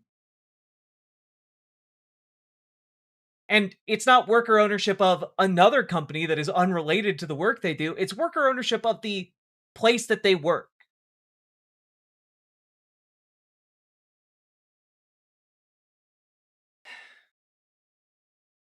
Capitalism is the only economy where people can be rewarded for your efforts. No, the people who own the company get rewarded for the efforts of the workers. When workers produce more than what they are paid in wages, that more goes towards the company's profits. And where do the profits go? They don't go to the fucking workers. They go to the people who just happen to own the place. What I'm saying is a truly socialist model would be that the workers own the factory and then get to collectively decide how those profits get used, what their working conditions are, how much they get compensated, etc. And like, we know that this works. We already have it under capitalism in the form of companies like King Arthur Baking or Bob's Red Mill. You might be familiar with those. And I just want to point out, King Arthur Baking has been around for literal centuries. It is the oldest milling company in the United States. So, like, this idea that, like, oh, well, no, it means everyone gets paid the same. No, it doesn't. Oh, it means that the economy is capped. No, it doesn't.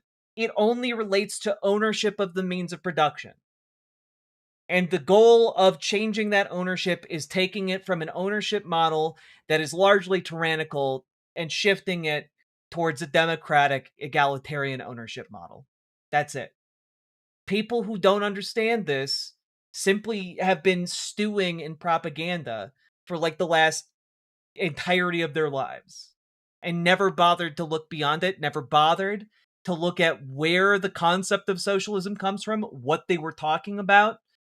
And like, man, just have some fucking curiosity about your worldview, you know? You need this for vertical chat, for real. I do. Cardstockcaster, thank you for the $5 dono. We do need that.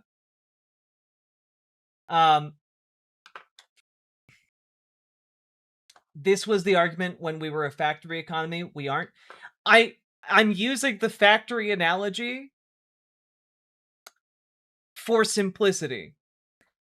The democratic worker ownership model can apply to literally any company. Because all it means is that the people who work at a company own the company and get to decide what is done with the profits. That's it. It doesn't matter if we are talking about a factory. It doesn't matter if you're talking about a software developer. In fact, we have democratic worker co-ops that are software developers. The video game Dead Cells was made by one such developer. Like, this idea that, like, oh, you can't have that. We literally have it right now. The argument is we should take that model of ownership and make it the predominant model of production in the United States via a variety of different programs. Tell me one socialist country that hasn't failed besides Denmark. There has never been a country where workers predominantly control the means of production. Not Denmark, not any country. And that's not because it doesn't work. We literally have those companies right now. And if you're saying, well, that model doesn't work for companies, then you have to account for the fact that it does seem to work for companies that have been around for quite some time. So make a company and run it that way. Luckily, you're free to do so. So far, I haven't needed to form a company. If I ever do need to form a company, I will model it that way.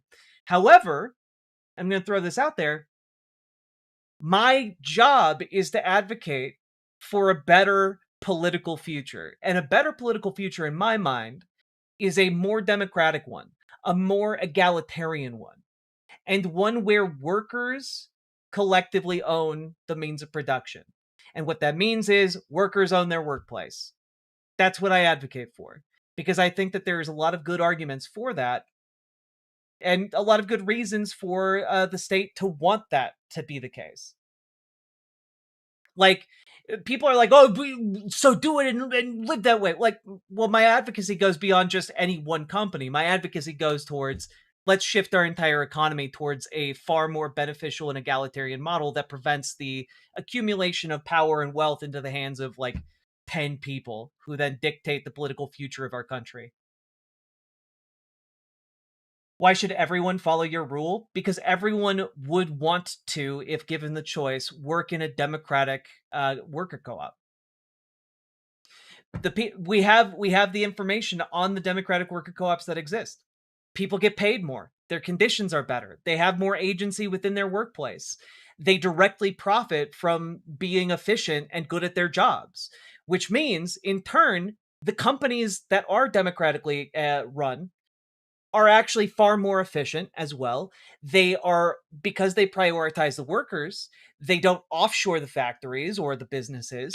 They also don't skimp out on paying their taxes. They also are far less likely to pollute their local environment that they all live in. And like, also, they they're happier. And what I'm advocating for isn't an authoritarian, all companies must become democratic co-ops. What I'm advocating for is putting in place like incentives that make it easier for these companies to come into existence. And once we gather enough data, transition companies that want to be sold. First, they have to be sold to the workers. If the workers refuse, then they can be sold to another private company. Or, for example, if a company goes under and needs a government bailout, the government has every incentive to turn it into a democratically owned and operated company that is, again, not run by the government, but run by the workers. And if you're not really picking up what I'm putting down, that's on you at this point. I would encourage you to liberate yourself from your own mental shackles, friend. To you, and what story of America should we be telling on July 4th? This anniversary to me is a celebration of everything this country has fought to be and everything we keep fighting to ensure that it not only remains, but it can become. And as you said, I came to this country at the age of 7, living in New York City, growing up in this city. One of my proudest moments was when I got to become a citizen of this country, and it was only a few blocks away from where we are right now. And I think in celebrating the 250th anniversary of our nation, we also celebrate the fact that every year our nation is reborn in that same image we were fighting against impunity, against tyranny, and with a belief in liberty. And even in the time from now until then, we will see so many more Americans being born, whether as children being born in our country or whether as people who are becoming citizens for the first time. And I can't wait to welcome them all here. President Trump is doing the 250th celebration on the National Mall. He is headlining that after several artists pulled out because of how political it's become. When you think about marking the milestone of 250 for the whole country in a way that includes all Americans, Rywix, welcome. Doesn't appear to be what's happening or claiming it for one side. It feels like a lot of folks are looking at what the president is doing and has a lot of concerns about that. I think that, as you said, we want to see a vision of this country that has room for everyone who calls it home. And I'm excited that New York City will be a part of that. I recently rewatched the seminal classic Hitch. I'm not sure if you've seen it. Yeah, they go to Ellis Island on a date. I think these are moments that... Ooh, sound quality. Why? That New Yorkers... Is that the guy from Key and Peele? It does look like him. It does look like him, but it's not him. And Americans, they really look to this city also in understanding our place, and we're excited to share a lot of those stories. Last question for you here. You got 1,000 New Yorkers, $50 World Cup tickets, while fans everywhere are facing all these different prices and price gouging. Sounds like you know what's best for people. Yeah, well, the purpose of putting into place a system that would encourage the development of democratic worker co-ops would be then that people could choose whether they want to work at a democratic worker co-op or a privately owned enterprise. And I think given the choice, informed workers would choose to work at a democratic worker co-op. That choice becoming commonplace, I think in turn would lead to the phasing out of privately owned capital. Like, I'm not saying I know what's best. I'm saying we should have a system that prioritizes the kind of economic production model that is more efficient and more resilient and leads to happier, more productive workers who then get to reap the benefit of their labor. And I think that that's pretty reasonable, actually.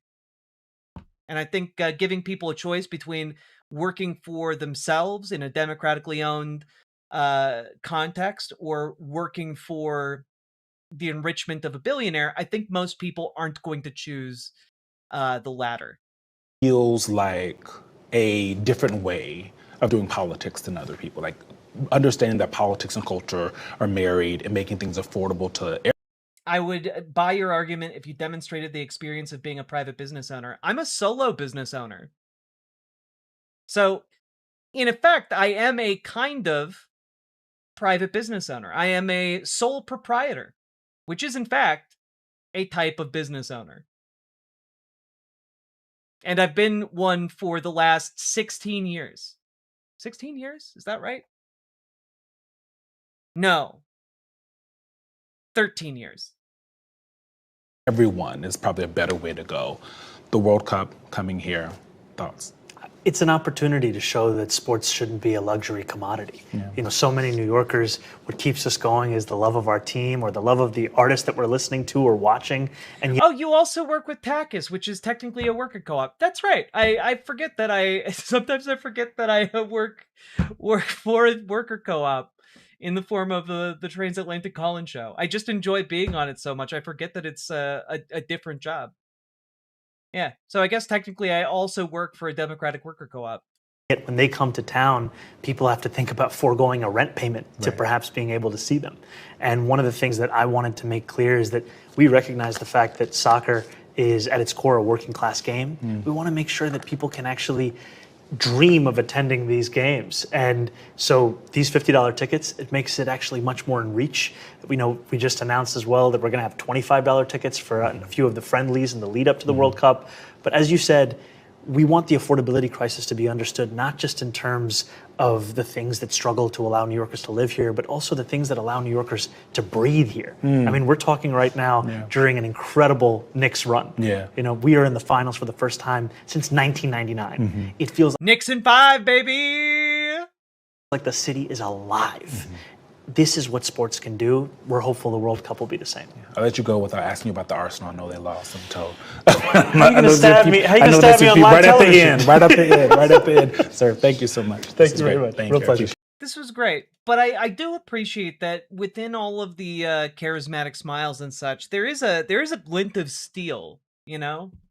This threat against the incumbent Democratic Party that has for far too long been defending the status quo, when it's very clear the status quo is not good enough for the vast majority of Americans anymore. Like, things have been getting worse and worse and worse. That's plainly evident to anyone who's been paying attention to working class folks. We took a look the other day at an NPR article that showed something around 50% of Americans can't afford necessities anymore. And like, that's, you know, I'm not an economist, but I can tell you that's bad. So getting an economy that works for working class people, getting a country that works for working class people, I think is a top tier concern for sure. Now, to answer, how would a socialist run company obtain financing for a startup? Number one, the individuals doing the startup would pool their money together, potentially come up with, well, and start it up that way. Potentially they could pool the money together and put up equity in like houses or what have you to take out a bank loan for the purposes of the company. Now, to your point, it is harder for a Democratic worker co-op to get that startup capital, which is why one of the things that I advocate for is a method of the federal government or the state or the local government offering incentives or even just straight up loan programs to provide the capital itself as a loan to these Democratic worker co-ops that are aiming to start up. Mainly because a lot of private banks are not going to lend money to companies that are, you know, not chasing the profit motive above all else, right? Democratic worker co-ops prioritize the workers, not profits. And that's a big problem when your business loan is contingent on prioritizing profits, which most banks are looking for. You know, it makes it more of a sure thing for the loan in the eyes of traditional banking companies. However, it is in the government's best interest to invest in democratic worker co-ops because democratic worker co-ops pay their taxes and aren't going to offshore or like move their companies, because once a democratic worker co-op starts, the workers want to live in the communities where they started. They don't want to go anywhere. People in the workers at a company are not going to be like, hey, we should move our company to another country, or we should move our company to a different state. They don't do that. And they are also better at surviving harsh economic times. So if they have a longer survivability rate as well. Like the survival time of democratic co-ops is quite large compared to traditional businesses. And I think that all of this indicates that it would be a much better source of revenue, both tax-wise and loan-wise, for democratic worker co-ops to be invested in by the state and local level at least. So that's kind of where I'm at.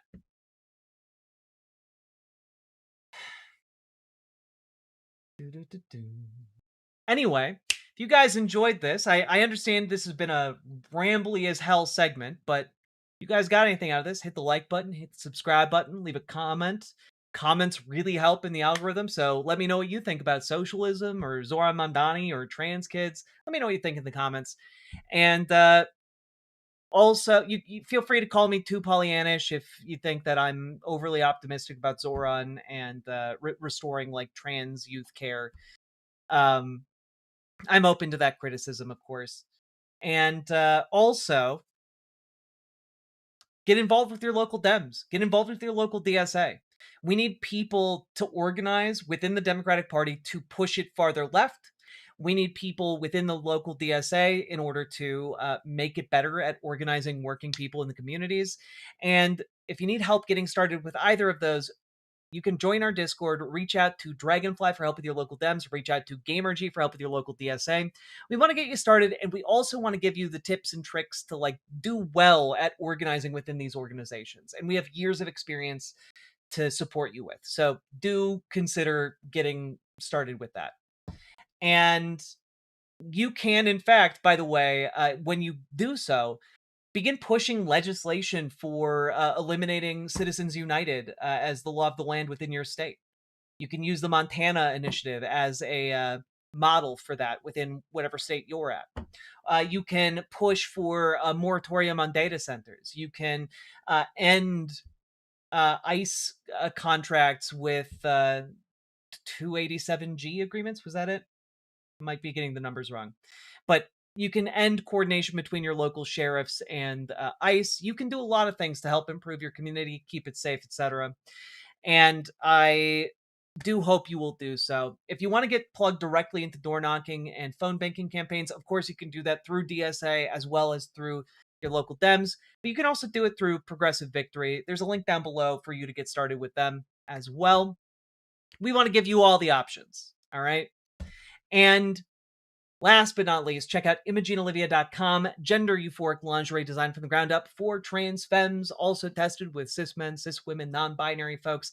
It is comfortable, sexy lingerie that is non-tucking. Go check it out, ImogeneOlivia.com. Link down in the description. Let's keep on going.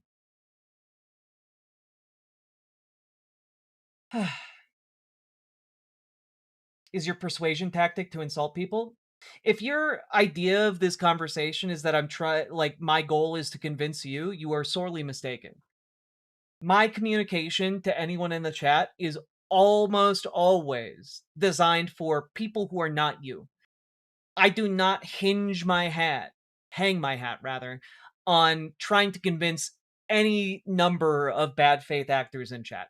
I never assume good faith from chatters I do not recognize. My goal is instead to educate others who might have similar questions and who are actually open to new ideas.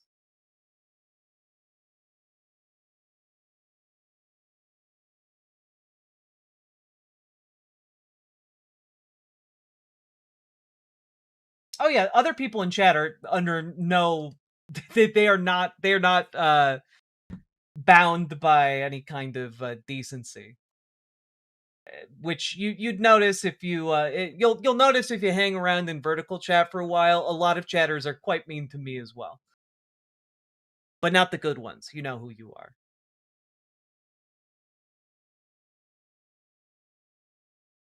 Whew. Hashtag linguini. We don't linguine. We don't have a linguine command.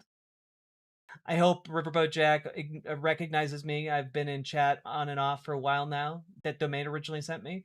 Shieldface, I do recognize you. I don't respond to every comment in every chat, but like I do come to recognize different usernames.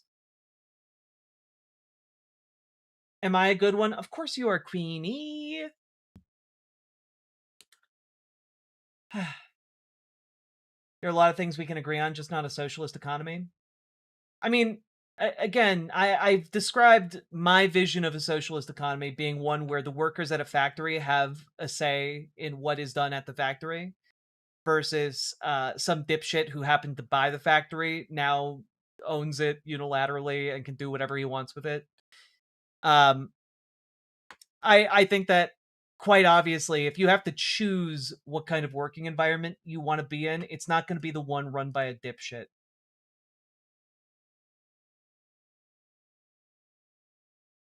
Whew.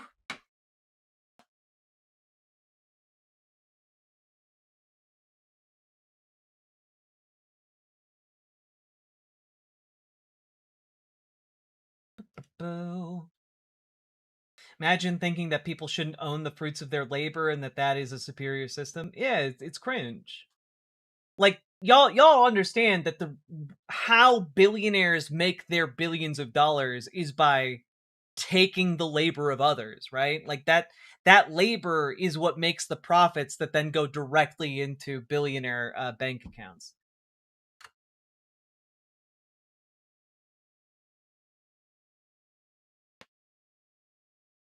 Oof.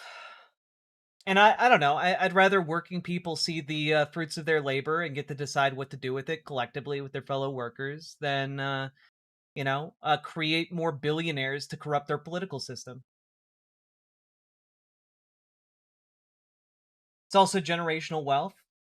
That's true. Generational wealth is another issue, but it's one that I think we could solve sufficiently with taxation. Like, I don't think that's a huge hurdle. Jack, you've talked a lot about worker co-ops, which I'm absolutely in favor of, but where does the safety net for those not in a job come from? Some people can't hold a job due to their circumstances. It comes from taxes. In a democratically owned and operated economy, you would still have taxation, right? And that taxation would go towards things like Medicare for all, like housing first initiatives, housing for all, ideally, decommodification of different things that people need to live in a modern society, heat, air conditioning, especially like water purification, like the things that people need would still have to be provided via a system of taxation. But the taxation should be done in a way that benefits everybody, not just a select few. How does socialism handle generational transfer, or does everyone start fresh every generation? I mean, there are different arguments to be made here. I'm not particularly, in one camp or another. I can see the argument for like ending generational wealth altogether, but I think that's more of a long-term goal after the economy is made more egalitarian, more democratic, and after like social safety nets are put in place where if you take a financial risk, you don't wind up like homeless and unable to get health care.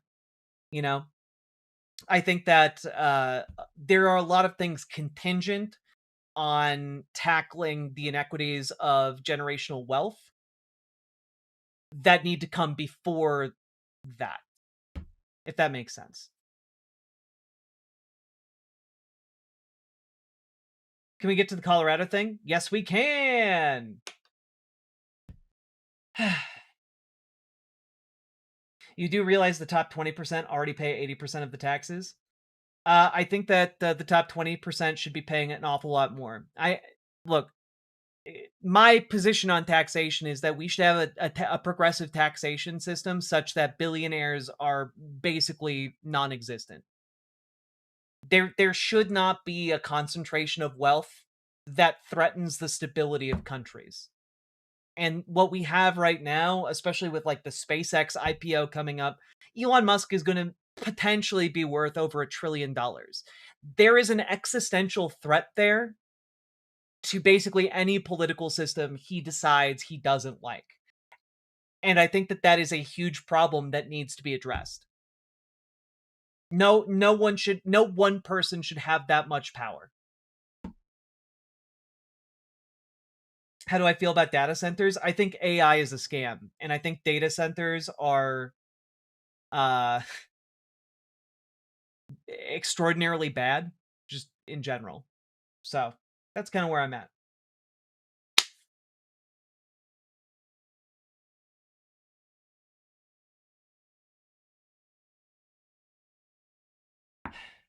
Tax their assets. Well, yeah, I do think that there needs to be a wealth tax, not just like an income tax. I think like there needs to be like a certain at a certain level of wealth, a progressive taxation comes into play that taxes you on your overall net worth or wealth by some measure. I'm open to fiddling with those details, of course. All right. Are you guys ready?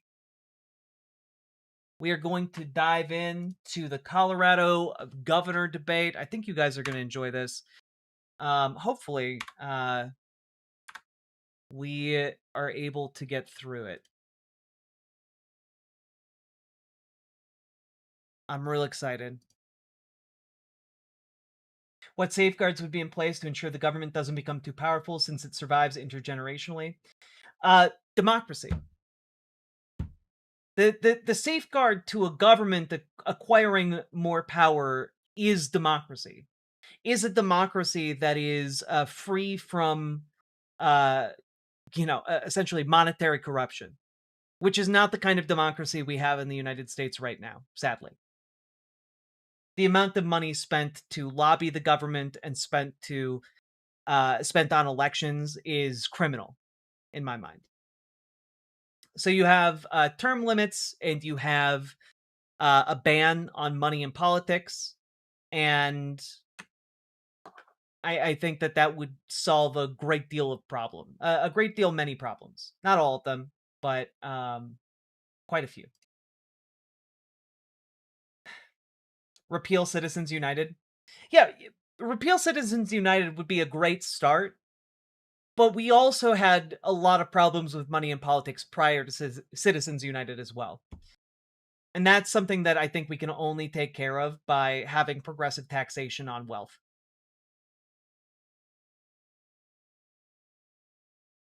All right. Let's dive into it, folks. So, folks, there is a state in the United States of America called Colorado. The state of dreams, probably. And they have a slew of MAGA candidates running to be governor of Colorado. They had a primary debate a little over a week ago, and I thought we'd take a look at it because guess who's moderating this debate? That's right, folks. It's the best newsman in the biz, the best local newsman, and his name is Kyle Clark. And I really wish at this point we had some kind of like theme song for Kyle Clark. I feel like Jazz Dog could get on this and make some kind of theme song for Kyle. I think Kyle is a recurring character on the stream at this point, and we really should honor him with some kind of musical stinger. Kyle the man, indeed. Let's dive into it, folks. Colorado's Republican Party is in the wilderness, shut out in major statewide races for more than a decade, torn apart by infighting and division, and having only elected one Republican governor in Colorado in the last 50 years. 3 candidates hope to change that. State Representative Scott Bottoms, who's brought a MAGA, no-compromises style to the Capitol. Scott Bottoms, ironically hated by Bottoms. State Senator Barb Kirkmeyer, a traditional conservative with decades of deep experience in government, and Ministry Leader Victor Marks, a political newcomer making extraordinary claims about his work as a so-called high-risk missionary overseas. This is Next Presents the Race for Governor. I'm so excited. You guys have no idea. There he is. Also, I don't know. I do apologize to the news people of Colorado. I don't know his co-host's name, but I do appreciate the commitment that he has to tie clips, because I'm pretty sure I've seen him in like multiple debate moderating settings with the same pair of eyeglasses, as like miniature eyeglasses, as a tie clip. And I might be wrong, but I think they mimic directly his actual eyeglasses, which is very funny to me. Thank you for joining us here at the Cable Center on the beautiful campus of the University of Denver. I'm Kyle Clark from 9 News, here alongside my colleague Marshall Zellinger. Our audience for tonight's Republican gubernatorial Marshall Zellinger. Remember him, folks. Debate has politely agreed to refrain from applause or interruption during the debate, with 2 exceptions, one of them being now, when we welcome the 3 candidates on the Republican ballot for governor. State Representative Scott. Oh, and I should have said at the beginning, if you are enjoying the show, hit the like button, subscribe, hit the follow button, leave a comment, do the things, and also do consider supporting the show. You guys make this show possible. Could not do it without you fine folks. And let's keep on going. Bottoms, Ministry Leader Victor Marks, and State Senator Barb Kirkmeyer. Welcome to all of you. Thank you for being here to debate. What? Why does he have a dog on stage? What? What? Welcome to all of you.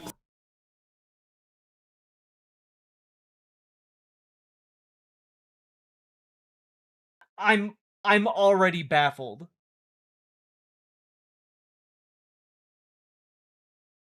Thank you for being here to debate.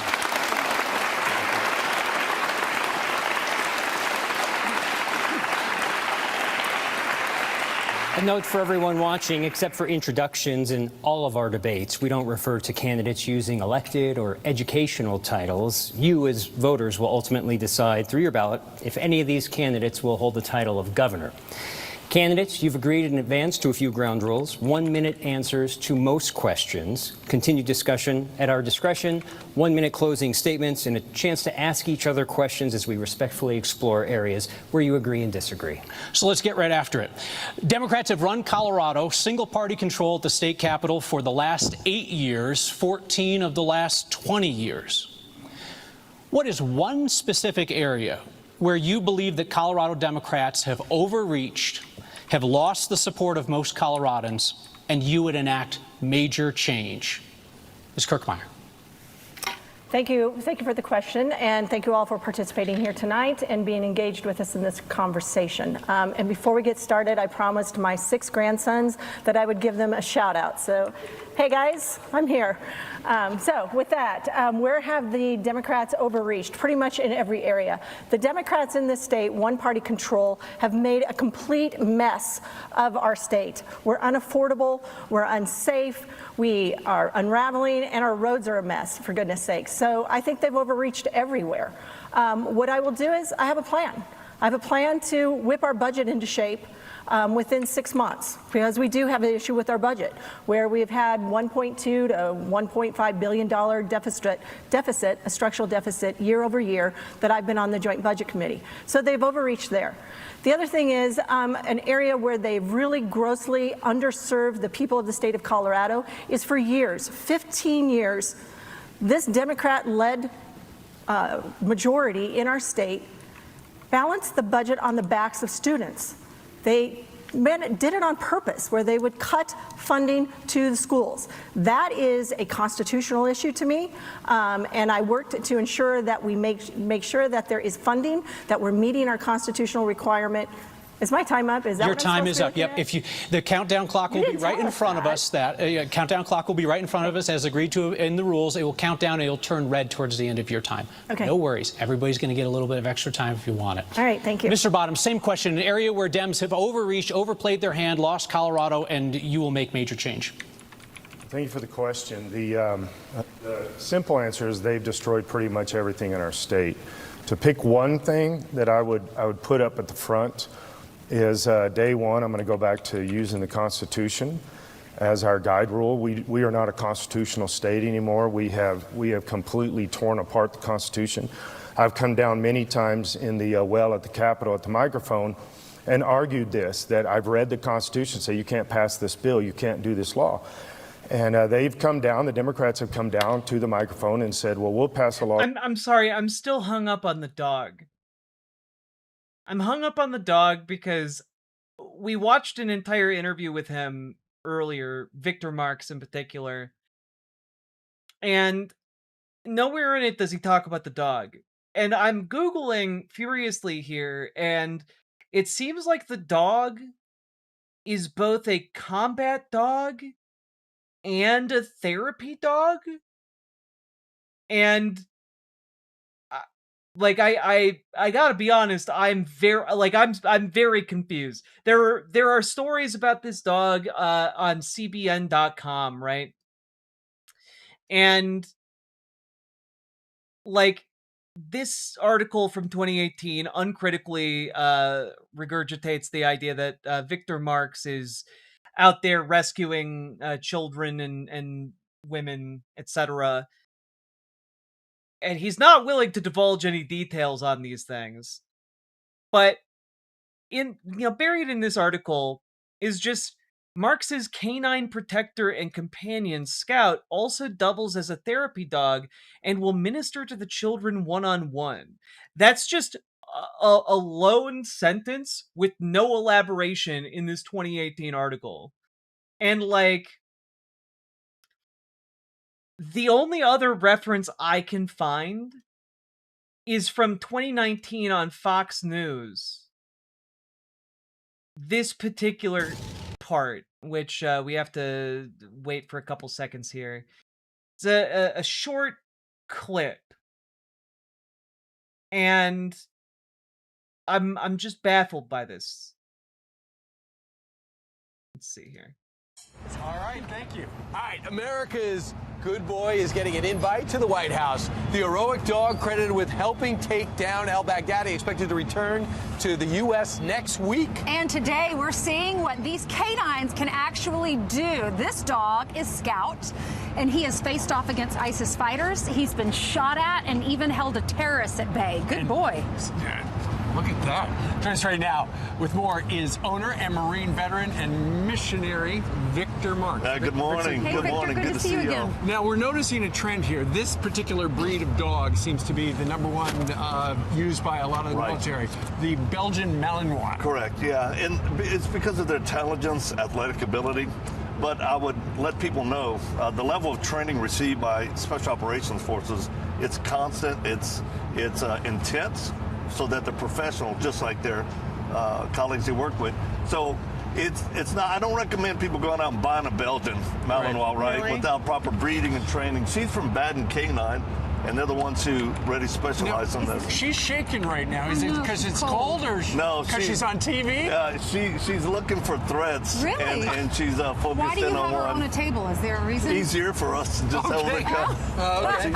So, can you give us an idea of some of the training they do and the way you keep them active? Yeah, first of all, it's got to be the breeding, right? And then the training is all the basics. Because if you can't control a dog, and the main thing is their attention, they have to have focus or they won't be able to do the commands. Now, we know that that dog that is unnamed, but we've seen the picture, chased Baghdadi into a dead-end tunnel. Now, you've got an assistant who's going to assist us right now to show what it's like for a controlled bite, right? Correct. So, explain what we're about to see. So, the focus, the intensity that she has There's is your what... friend. Look, she's ready. Come, Foos up. Let's go. We were going to have No, Brian do we'll this, say but we she will thought better. protect you. Okay. So watch him. Take. Good. Whoa. Good, Scout. Good, Scout. Good. Out. So, okay, so it's also an attack dog. Just to be clear. Alright. Cool. She's a retired military dog. Yeah. I do find it weird to bring a dog to a debate that is trained to attack human beings. You sue us. In other words, they don't care about the rule of law. They don't care about statute. They don't care about Constitution.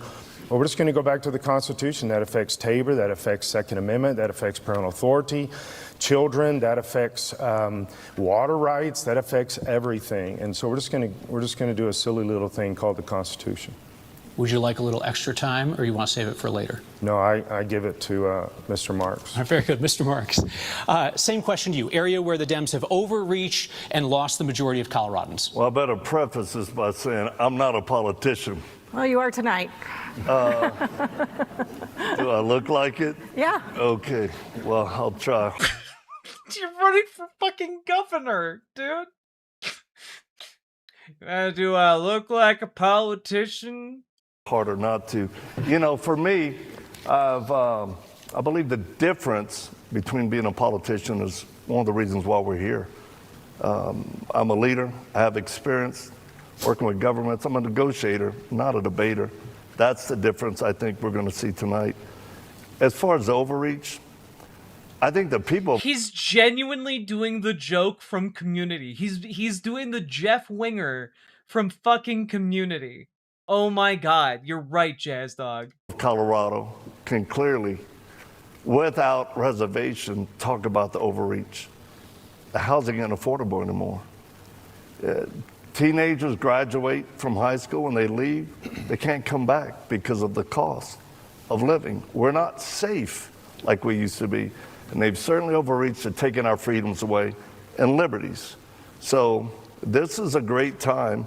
And it's exciting about what can happen through the next election. Mr. Marks, thank you. For any of you to have the chance to pull off the upset in November's general election, you'll need to unite Republicans and attract support from unaffiliated voters. But Scott Bottoms and Barb Kirkmeyer, you have both said that you will not support Victor Marks if he is your party's nominee for governor. Mr. Bottoms, you have described Mr. Marks as a con man. That's a pretty serious charge. Why don't you take 1 minute to explain why, and then Mr. Marks will have 1 minute to respond. This is why I like Kyle Clark a lot. Like, even when he is moderating a debate, like, there are some great and very direct questions that get asked. And I think that's necessary. We need Kyle Clark to gain national prominence so that he moderates national level debates. All right? We need it. Yeah, I stand by that. I also said he was corrupt, and I also said he lies, and he lied to me personally quite a few times. And so I stand by that. I can't put somebody like that any more than I can put a Democrat into the governor's seat. I'll support Senator Kirkmeyer. We don't see eye to eye, but I don't think she's corrupt. All of the allegations going on out there, you got to be blind or naive or something not to at least believe a handful of these. And I also have talked to people in CIA, FBI, State Department. They've confirmed a lot of these things to me personally. In fact, some of your reporters got their information from me. And so the idea that I'm going to support that, I can't do it. He conned my church.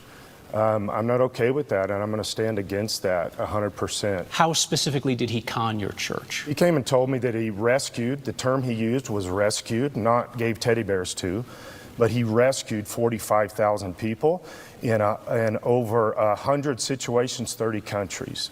And that was a lie. Mr. Bottoms, thank you. Mr. Marks, your response. You're mean. You know, this is the same rhetoric as someone who's desperate, who's already lost. Solazar, send an email to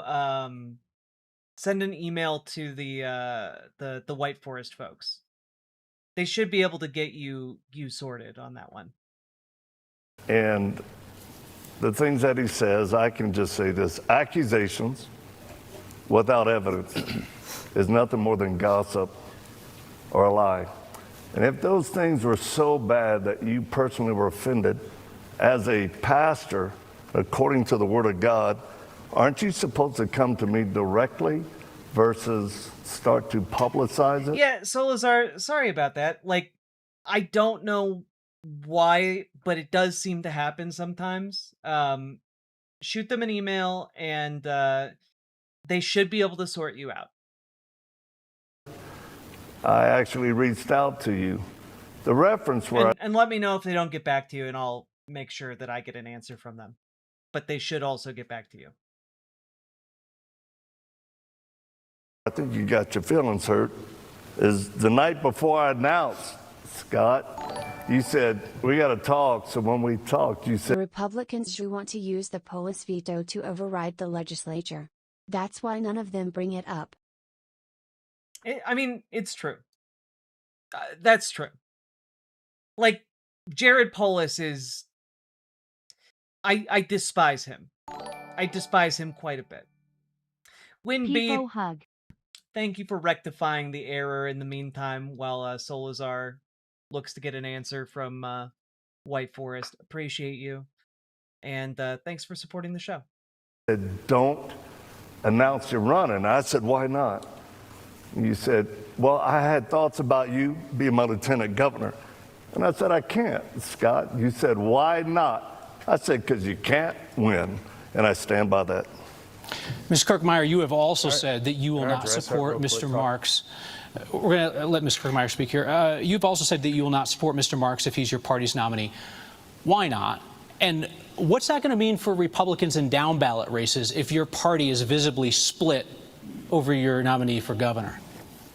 Well, first of all, thank you for the question. Our party is already split. And it's already going to be an issue if Mr. Marks is the nominee and on the ballot. I think we'll lose every down ballot race there is with him on there. I think it'll be a replay of 2010, similar to Dan Mays, and it could be the extension of the Republican Party. But the reason I have said that I will not support Mr. Marks is because, one, I mean, he is unqualified, but that's not really the reason. It's because he's unfit. By his own words, he has said he's unfit. He talks about homicidal and suicidal tendencies. Makes me a little worried about, being in rooms with him, that quite frankly, he's a fraud. He makes up these tall tales, these tall stories, and I just don't believe them. And even when you have asked him these questions directly, he just doesn't answer them. And lastly, if you can't keep your word to show up to a debate, to show up to a forum that you committed to, I'm thinking you can't keep your word on anything. And that's why I won't support you. You can't keep your word. I can't trust you. You're unfit. You're unqualified. You think you're an outsider? You're not an outsider. You're a politician. You've entered the ring right now. So you're a politician. You don't get to keep claiming. I wasn't expecting this from Barbara, but she came in swanging. She came in swanging. I'm an outsider. That's just your way of saying you don't know what you're talking about. Mr. Marks, would you like to respond to what Ms. Kirkmeyer said? Sure. Kind of mean too, Barbara. Honest. I'm honestly, honest. Just because a person doesn't believe the truth, it doesn't make it a lie. And there are so many tens of thousands of people that we've helped over the years. And when either one of you declare that I'm not telling the truth, then you tens of thousands of people. In the one-on-one interview that Kyle Clark did with this man, he refused to list any number of people that he actually helped or how he helped them. You have to go against Mark Osgeist. Who is this guy? This guy has an entire career based around being like a combat expert, as well as a minister, as well as like a special operations like missionary. And he talks about having saved tens of thousands of people in other countries, going into dangerous situations to like free them from some ill-defined threat. And it's just, he doesn't really give specifics, and it kind of seems like he's been running like a decades-long scam off of people who aren't going to ask him too many inconvenient questions. 13 hours. You have to go against. Oh, and by the way, the combat that he claims to be an expert in is called, what is it called here?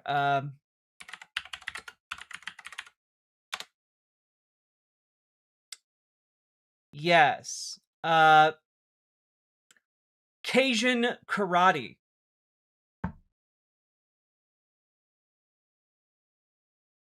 He's literally an Always Sunny in Philadelphia character.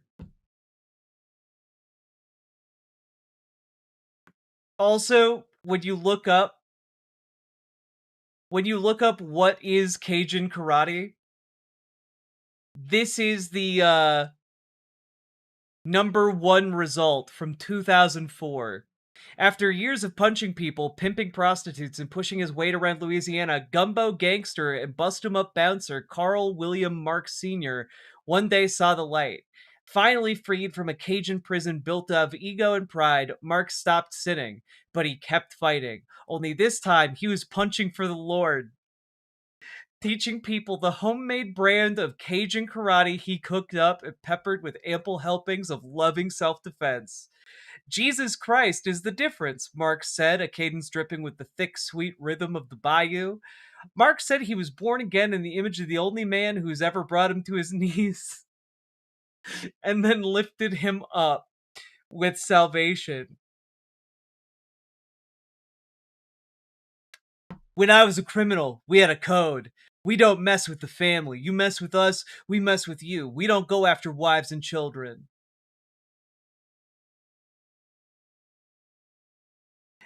Also, just like hanging alone here. Nowadays, Marx is saddened by stories of drive-bys and random shootings where innocent people regularly die. As opposed to in the past when he found joy in stories about that.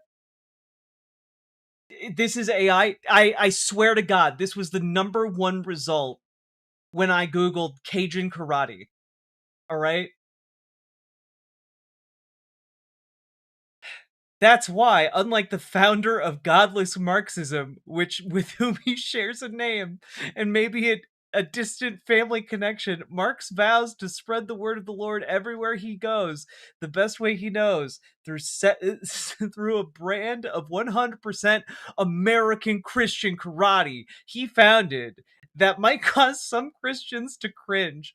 This really feels like that episode of Always Sunny in Philadelphia where they invent fight milk.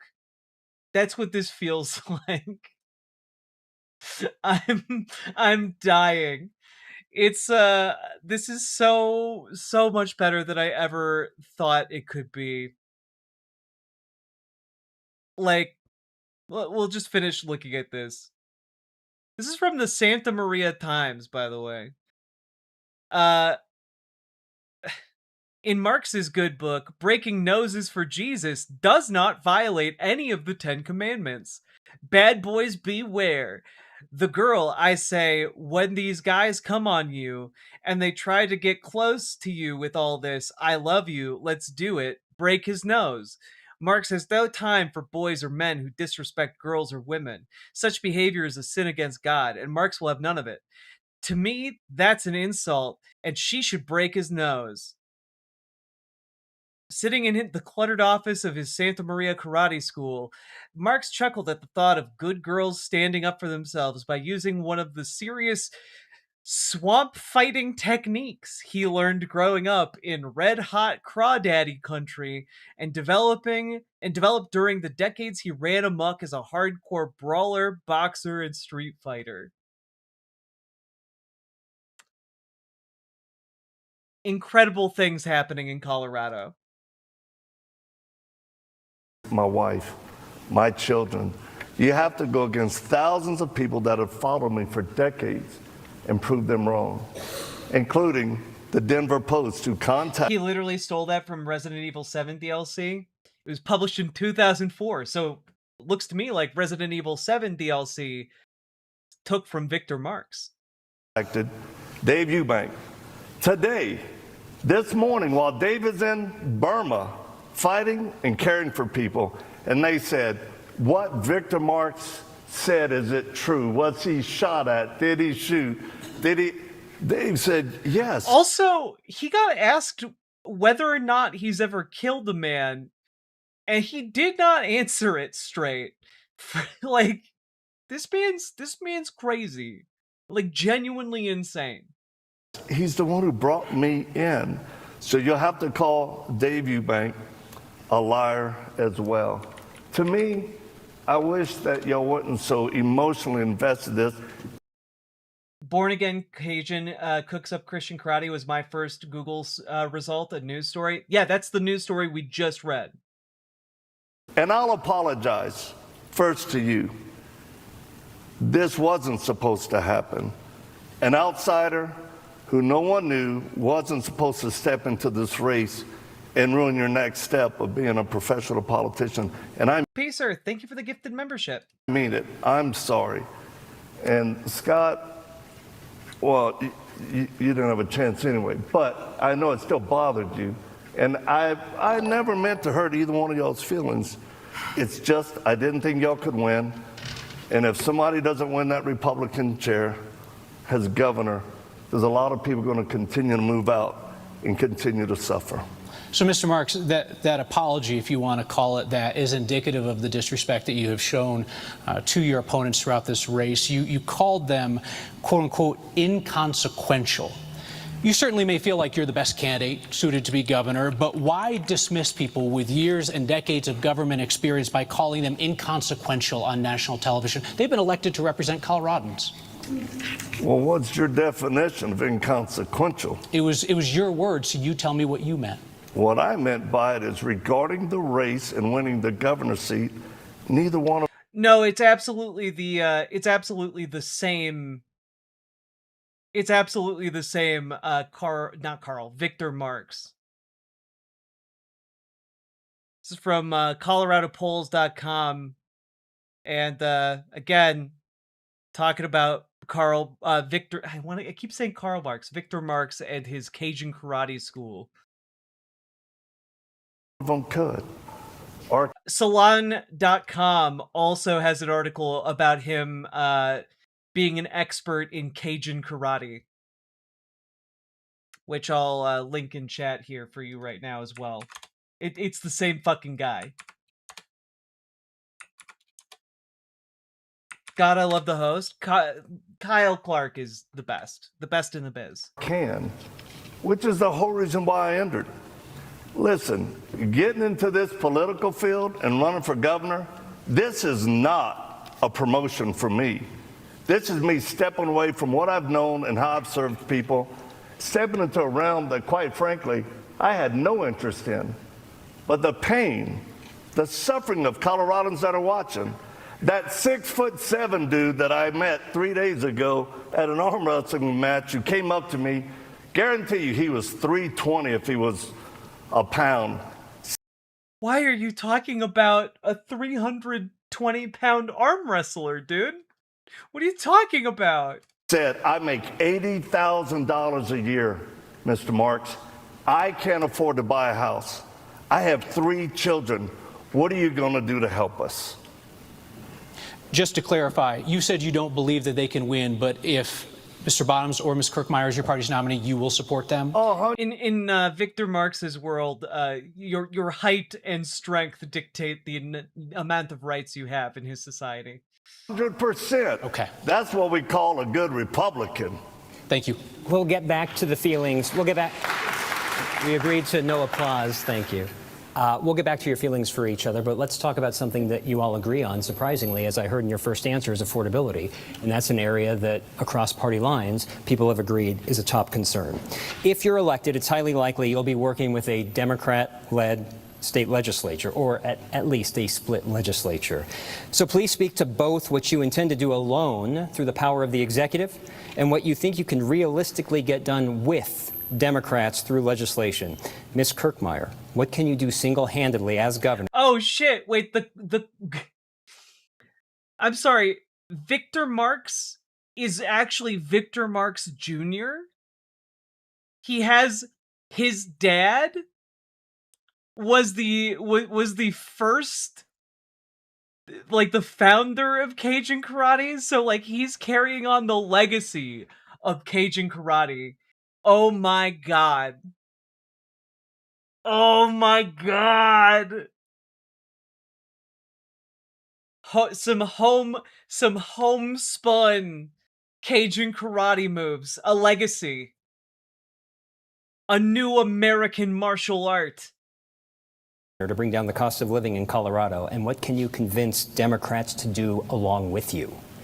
So Samantha Maeve, I would give so much to see. This Cajun karate shit sounds lame as asterisk. Counterpoint Olympians, I would give so much to see some kind of home video production of the Cajun Karate Kid, right? Give us the Karate Kid, but made on a $0 budget, and instead of learning karate, he learns Cajun karate, all right? And he learns to punch boys on the nose if they get too fresh with the ladies. And he punches them with the power of Christ. Thank you for the question. What I can do alone is this. Sauce on, sauce off. There are over 300 boards and commissions that the governor gets to make appointments to. Those boards and commissions develop the... I hear one of the most advanced moves is throwing a fistful of crawdads at him. Rules and regulations for every industry in this state, essentially. So a governor picks those appointments. A governor gets to select those individuals, and I will on day one... How is this guy, like, even in the running? This is insane. This is insane. Yeah, but that sounds like a Christian karate, and Christian karate is just lame. Oh yeah? If Christian karate is lame, explain...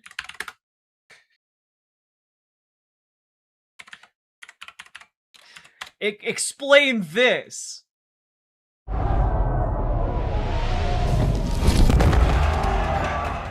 Name? The rival gym practices jambalaya judo and calls themselves Crawfish Kai. That is so good, Sake. We need to get a treatment together ASAP. I'm sure we can find some basic funding for this. It's brilliant. I love it.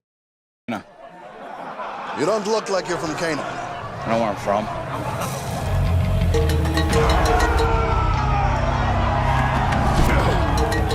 You have to weaken them all and you win the fight. You cannot fight only with...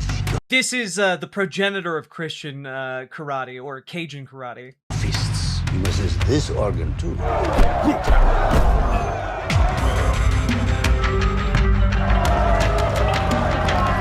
gonna be Suarez champion fighter. Just don't lose focus.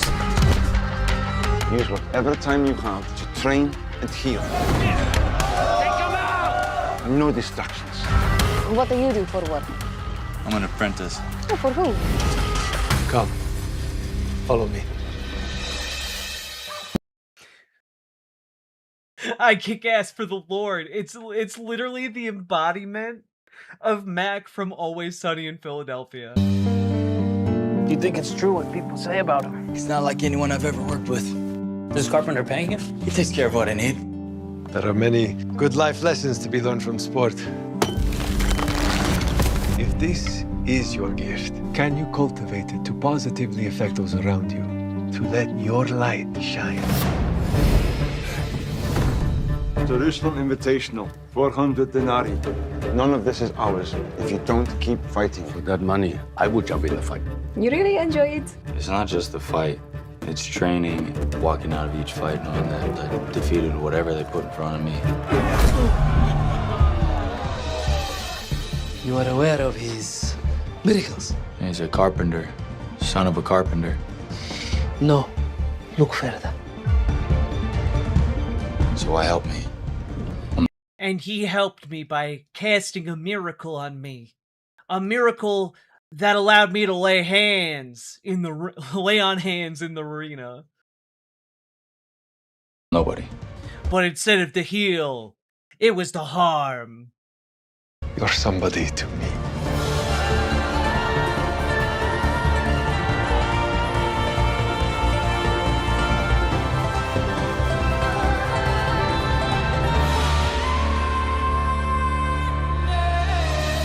And of course, at the end of the film, we finally learn Baby Yoda's real name. Go in and start looking through all of those boards. I will have experts that are working with me, people from the industry that work with me, and we'll start putting people on those boards that will actually start calling back some of the regulations that have truly increased the unaffordability in our state. Also, as a governor, the Department of Public Health, they're supposed to be giving out wastewater permits, for sewer.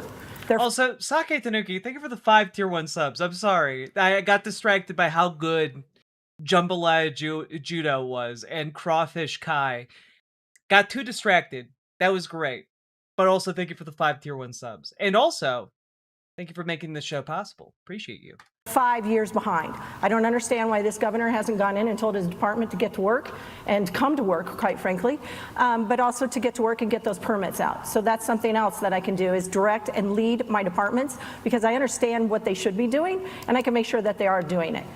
Real quickly, And with regard what did you do with Democrats? What I've done with Democrats is very simple. I have worked across the aisle for the betterment of every Coloradoan in this state, and I have delivered. I've worked with Senate Democrats from Arvada, from Thornton, from pretty much everywhere in the state.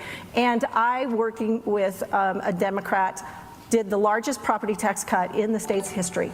Now, I know people are frustrated because your property taxes still went up, but it was a decrease. As lame as asterisk, asterisk, asterisk. I don't know. You gotta account for VeggieTales. And what would have been a huge increase in your property taxes, not once, not twice, to work on affordability in the state, to ensure that those seniors and those... Yeah, she's like a moderate, traditional Republican. She's like the closest to not MAGA Republicans are gonna get in Colorado, and something tells me she's not gonna get very far. Those college students who are graduating, that you might have an opportunity to afford a home at some point in your life here in the state, and that seniors were able to stay in their home. Ms. Kirkman, I'm glad you corrected yourself when you said tax cut, because we all know the way you defined it is the way I've been defining it. Mr. Marks, you brought up affordability in your first answer. So what do you do unilaterally, no other help, as governor through the executive order? And what do you think Democrats would actually join you on? Well, great question, and thanks for doing that tax cut. We benefited from it. I appreciate that. No, you did. He does seem like he's on something. You know, the cost of living, that's probably the biggest thing on people's hearts and minds right now. The pain point, it doesn't matter whether you're Democrat, Republican, or independent. We're just all Coloradans, and we all feel the pain of this. You have to do an assessment of why is it unaffordable? Why are the taxes so high? Why are fees strangling us? Why is it difficult to build as a home builder because of the delay of permits? Go back to I call it the mother lode. It's the budget. It's the need to charge Coloradans on every aspect they can, because those folks under the Golden Dome, they've got an addiction to spending, and that's the problem. It's so true.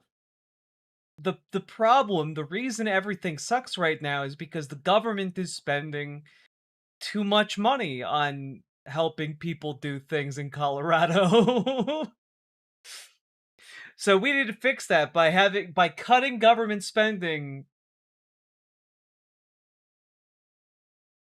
because reasons. I asked for something specific, real briefly. I didn't hear any specific answer. You didn't? Maybe I didn't hear it well. How am I going to do what? Well, I have... Maybe I didn't hear it well? Oh, this man is not okay. Given you a minute to talk about as an executive order or something you would do with Democrats. I'll give you about 10 more seconds. Thanks. I simply negotiate with people to accomplish a greater good, like I've done all over the world. Just because other people haven't done it in the past doesn't mean I can't.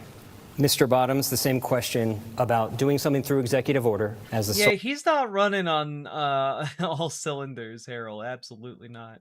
Solo power as the governor versus getting Democrats to do something along with you, which is kind of against your brand right now, that you've made it your brand to be not really compromising in the legislature. What would you do specifically with Democrats?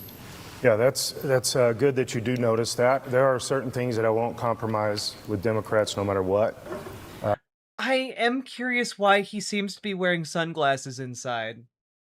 Are those like Meta Ray-Bans? What are those? Like, is he doing like Also, some kind on a of... side note, it's refreshing to have them have a large shot clock with feedback on timing. Shot clocks have existed for 50+ years in sports. Yeah, like I don't know, like the way that Colorado moderates debates should be everywhere. This should be the norm.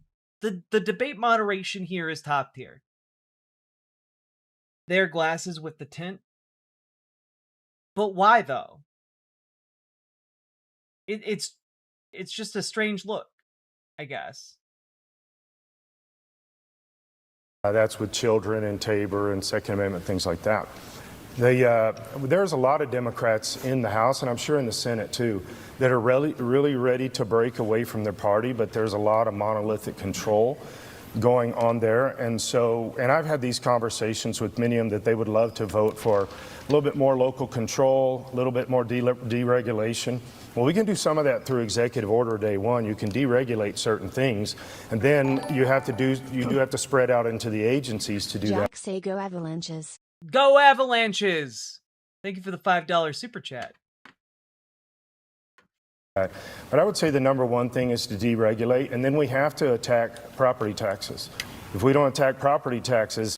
So, slash regulations and then lower property taxes is the solution here.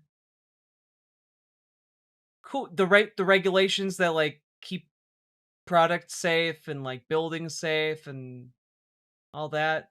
It seems bad. And maybe somehow institute or reinstitute Gallagher or a form of Gallagher or something like that. That would actually kind of turn the... I still want the timer on the screen though. I want to see their podiums change color on low time and game show it up a bit, including mic muting and physical physical challenges. I think they should project the timer behind them for the sake of the audience and just for really hammer it home visually. I think that would be a good idea. I'm not so sold on the physical challenges, but like maybe every debate can end with them using like the soft pole weapons from the most dangerous sport in Star Trek. What's it called? I forget what it's called. Parisi Squares? I think it's Parisi Squares. The thing that Riker does with his dad, where they smack each other with padded sticks. And then they have to dress up like this. I think that all politicians should have to go through a gauntlet of fighting each other in Parisi Squares. The process over fairly quickly, I think.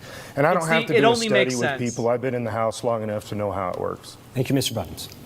Now some questions to each of you about... Also, can I just say it has always bothered me that Parisi Squares has nothing to do with squares. Like everything that is worn in Parisi squares is round. The weapons are round, the armor is round, the arena is round. It makes me really upset. How you lead. Mr. Marks, you have said that your qualification to be governor is that you are a CEO who builds solid teams. But I've noticed that when errors happen, you blame your teams. Your campaign website falsely claimed that you had rescued more than 45,000 women and if you make it to the final two candidates, you earn the right to enter the Olmec's temple and try to retrieve the legendary artifact. The legendary artifact, by the way, it's called democracy. children. You won't say what the real number is, but you blame the website builder. Your social media account falsely claimed you've gone on more than 130 rescue missions. You won't say what the real number is, but you blamed your media agency. You sent out mailers falsely claiming to be a retired Marine. You blamed the printing vendor. Your campaign finance filing was such a mess you had to refile the whole thing, and you blamed a young math teacher working with your campaign. Question. If your qualification to be governor is that you build good teams, what should voters make of your team's basic errors and the way you deflect responsibility? Kyle fucking Clark just sitting on that, taking his time, lining up the shot. Just absolutely, what an annihilating question. All politicians should have to answer questions like that. Well, let's go to the biggest question. How many kids have I rescued? That's the one you came and interviewed me on, and which was a good interview. Thank you for the time. I think your editors got excited about the way they leaned into that one to create a bias. Here's the total number of kids I've rescued. Not enough.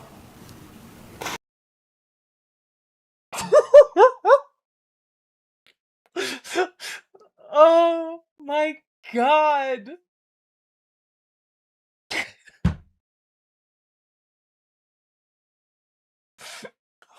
Fuck off, dude. Are you fucking kidding me? It's a valid question. People just want to know how many children you've saved when you make that claim. Dude. That's it. He's like Neo from the Matrix dodging, and the entire room fucking claps for him. It's insane. He's getting applause. For folks who want to pigeonhole me on stuff that will absolutely cause safety issues for our team still out there, I won't do it. How would saying a number of how many kids you saved, how would that endanger anybody? But in the realm of leadership, everything falls back on me. I simply, when we assess where there was a failure, we put it where it is, we correct it, we find the solution, and we move forward. That's all I've done, Kyle. What should voters make of the fact that your teams make such fundamental errors about core issues of who you are, what you've done, and what you're doing in this race for governor? Well, I don't think it's fundamental core issues of who I am. I think it's errors done by an independent contractor on the website. So that was corrected. I think it was done by when they uploaded into the tracer. Other people had issues too. They corrected it within a day. Mr. Bottoms, back to your relationship in the legislature. In 4 years, you sponsored 20 bills. Only one passed and became law, and it was a commemorative license plate. 14 of your bills have had no other prime sponsor, and only the license plate bill made it past the first committee. All the others died the first step of the way. You frame it as being a no-compromise conservative. It also means you don't get anything done. Is that how you'll lead? Oh God, is it, man, this is from ballots go out June 8th. Oh no. Who's leading in the primaries? Poll by Signal Research and Polling on behalf of Freedom IEC, an independent expenditure committee supporting Minister and Marine veteran Victor Marks. He polled the highest among GOP gubernatorial candidates with 59%. State Senator Barbara Kirkmeyer had 15%, and State Representative Scott Bottoms had 6%.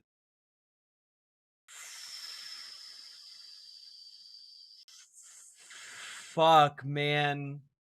Conservatives in this country are broke. Just absolutely broke.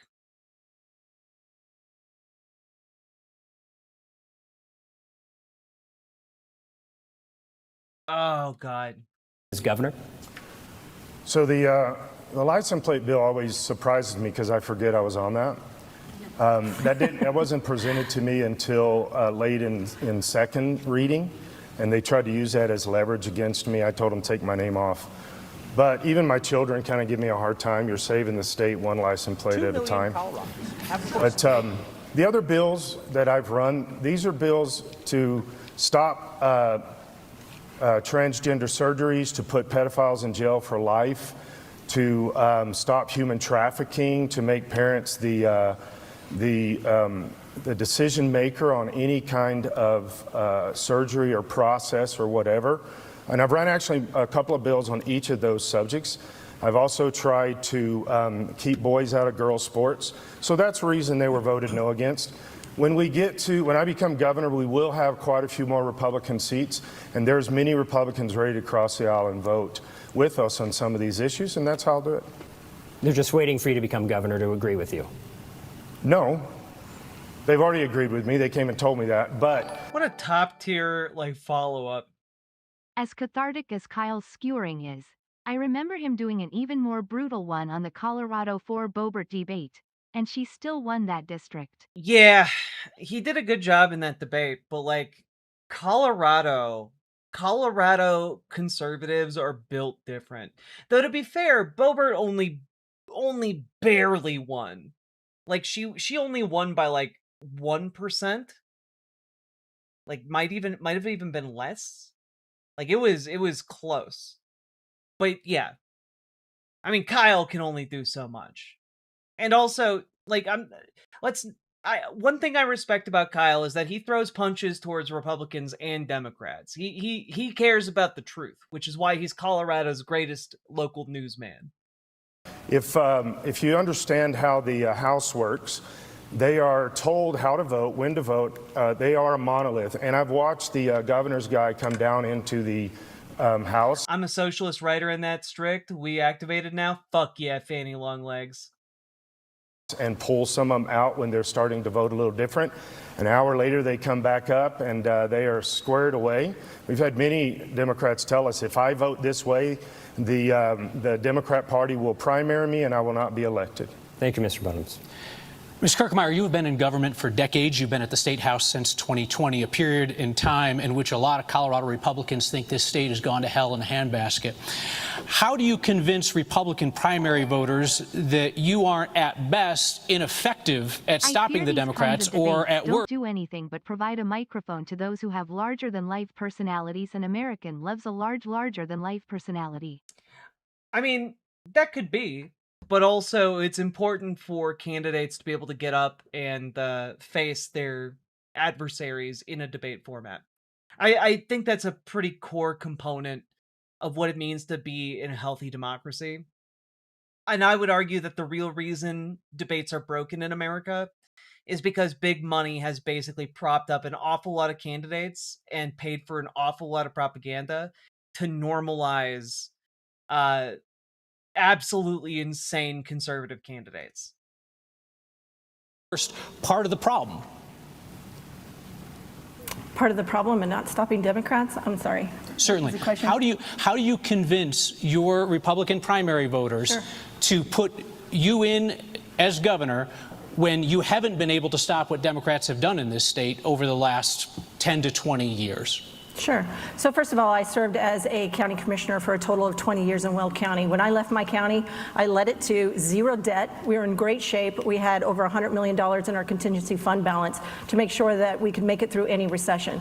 So I have been a leader. I've been a great leader. I have, again, working across the aisle, because I'll work with whoever I need to work with, regardless of what side of the aisle they're on, to make sure that we will be able to move our state forward. So I've worked with Democrats to ensure, one, one, that we've stabilized the healthcare safety net, because that's extremely important, because we're in a crisis mode right now, that I have cut property taxes, both as a county commissioner and as a state senator. And when it comes to the budget, that budget, I have worked with Democrats again across the aisle, but I've made sure that we do have a balanced budget, that we are working to cut spending. Have I got as much cuts as I want? No, but I'm in the minority. But being one of the most powerful people on the Joint Budget Committee and working that budget over to get the cuts that I've been able to cut, to rein in Democrats, to bring in programs and cut programs like we have in the last couple of years. Man, like, it must really suck to be a Republican, because you can't actually point to anything good that you've done. It's all, we are cutting programs that people rely on and use, and somehow that is what should convince you that we're effective leaders. We saw you all struggling, drowning under a sea of debt, and we said, "That's awesome, man," and high-fived you on your way down to the bottom. I think demonstrate to Republicans and to independents and unaffiliates and even to Democrats that I'm a leader that can get the job done on day one. Skirkmeyer, thank you. Mr. Bottoms, you have claimed without offering evidence that there are 45,000 to 50,000 Tren de Aragua gang members in Colorado, mostly in... The last 3 elections in Colorado, 3 have also been won and lost by tiny margins. Saul Sandoval lost by 291 votes in the primary to Frisch, who lost to Hurd by 18 ki. Yeah, like, unfortunately, so much of our political world is controlled by a handful of districts where there are, like, 100 people who are gonna show up, you know? Saul Sandoval. Indeed.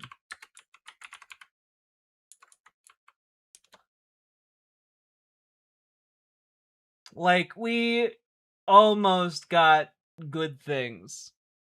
But, like, genuinely, part of the reason I try and activate folks to get involved with, like, their local elections and local political space is because when you guys actually show up and start organizing with people in your local community, you can get the kind of turnout that will turn elections like that.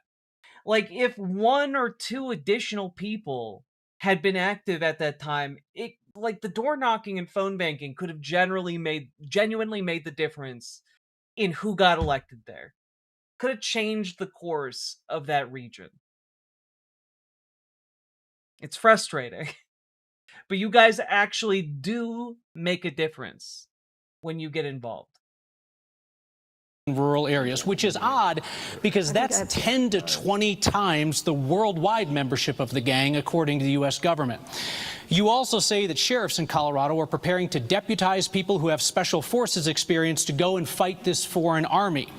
I reached out to every single sheriff in Colorado. Not one said you're telling the truth. A couple of them laughed you right out of the room.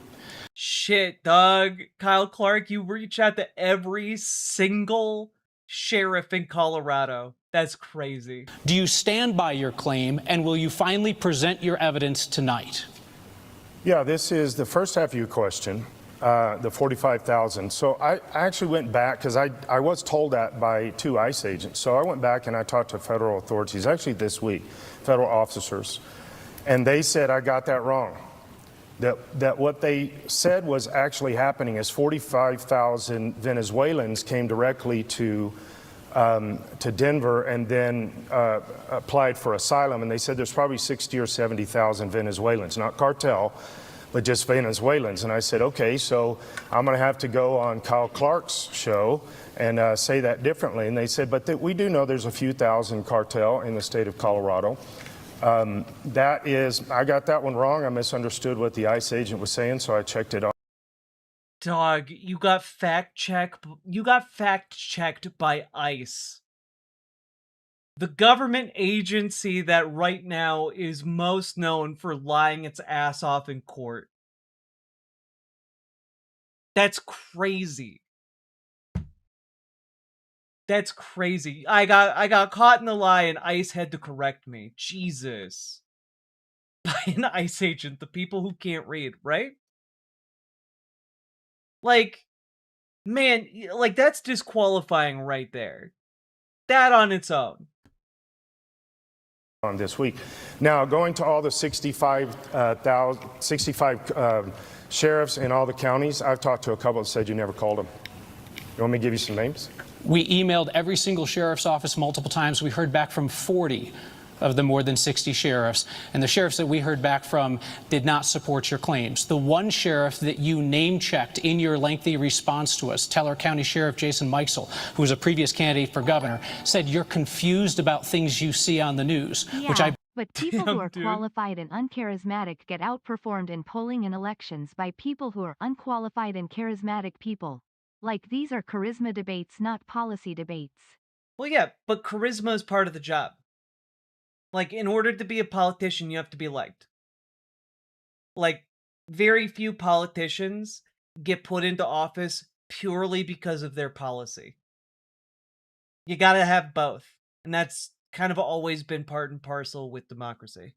I believe you just confirmed when you said you couldn't tell the difference between the 45,000 Venezuelans who came to Colorado and 45,000 Tren de Aragua gang members, which do not exist in the whole wide world. So I'm right about the fact that not all 65 told you that. Absolutely. What I said was that 15 didn't. What I said was that we couldn't find one who says you're telling the truth. That's a funny way to spin that. Would you like to name the one? Dude. Ones who support your claim. I don't have to now. You just did. 15. No, those are 15 that didn't respond, sir. That's not how math and logic work. Would you? Oh my God. Kyle, he's already dead. He's polling at 6%. Would you like to list the sheriffs who publicly will support your claim that they are overrun by TDA gang members and are preparing to deputize special forces? So when you said that all 65 said that I was making that up and that... That's not what Kyle said, though. Right? However, an intelligent society wouldn't give a fuck about personalities and more about policies. Sure, but human beings aren't purely rational creatures, and we likely never will be.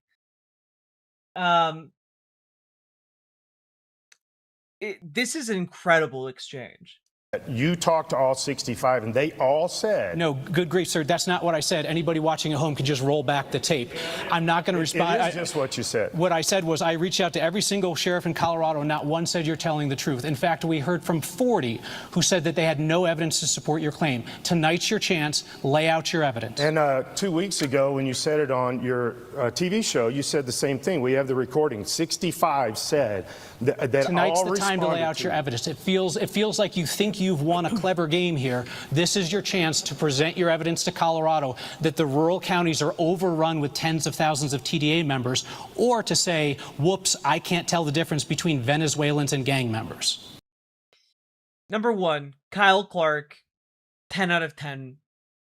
Very professional, keeping his cool. But also, like,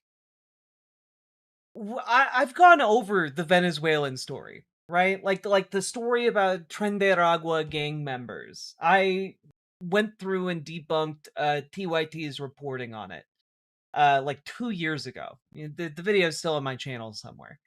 And the fact that this guy in 2026 is pushing this idea that there are tens of thousands of gang members from Tren de Aragua all across Colorado, like it boggles the mind. Like, if you actually looked into any of this shit, you would know there's no possible way for that to be true. Well, I already said that. Okay, very good. Thank you, Mr. That, Bottoms. but you misrepresented the 65. I don't mind you apologizing. This is going to be difficult because I'm asking for short answers here. So short, think short. I'd like to talk about immigration enforcement. Not a full minute. You're not going to see the countdown. We're going short.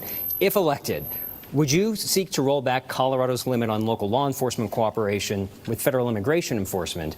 And would you seek to enroll the Colorado State Patrol in the federal program designed to deputize local and state law enforcement to actively participate in immigration enforcement? I'll start short answer with Mr. Marks.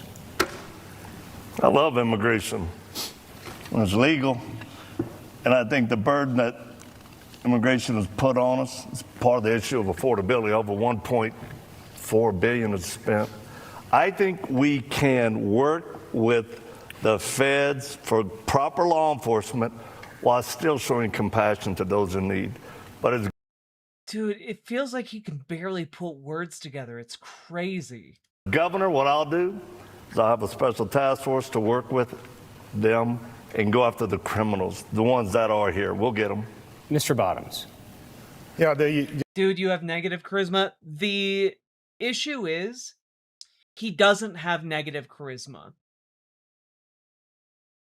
Victor Marx has a very specific kind of charisma, which you will find in spades within the evangelical Christian community. Like, this is the kind of, like, what comes across as, like, down home, you know, kind of drawling sincerity, even when it's just straight up lies. Governor does have the ability to mobilize the National Guard. I will do that. Yeah, he's speaking drunk uncle, exactly. Specifically against the Venezuelan cartel in Aurora. We will also, we can use police forces. We can do a lot of things like that. We can actually engage special forces that are active duty under the direction of the President, Article 32. So there's a lot of options we have, but we have to clean up the illegal immigrant issue and the crime and make sure these people are held accountable. Ms. Kirkmeyer, would you seek to roll back what the Colorado has done to limit cooperation with federal law enforcement? That sort of logic just is holding humanity back. No, it's not. Like, observing humanity and human behavior as it is not holding humanity back. That's just how people act.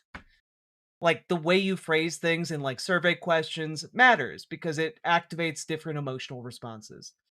A common way of doing this, seeing this would be like when you phrase Medicare for all differently, or phrase, for example, you get different results if you talk about like Obamacare versus the Affordable Care Act.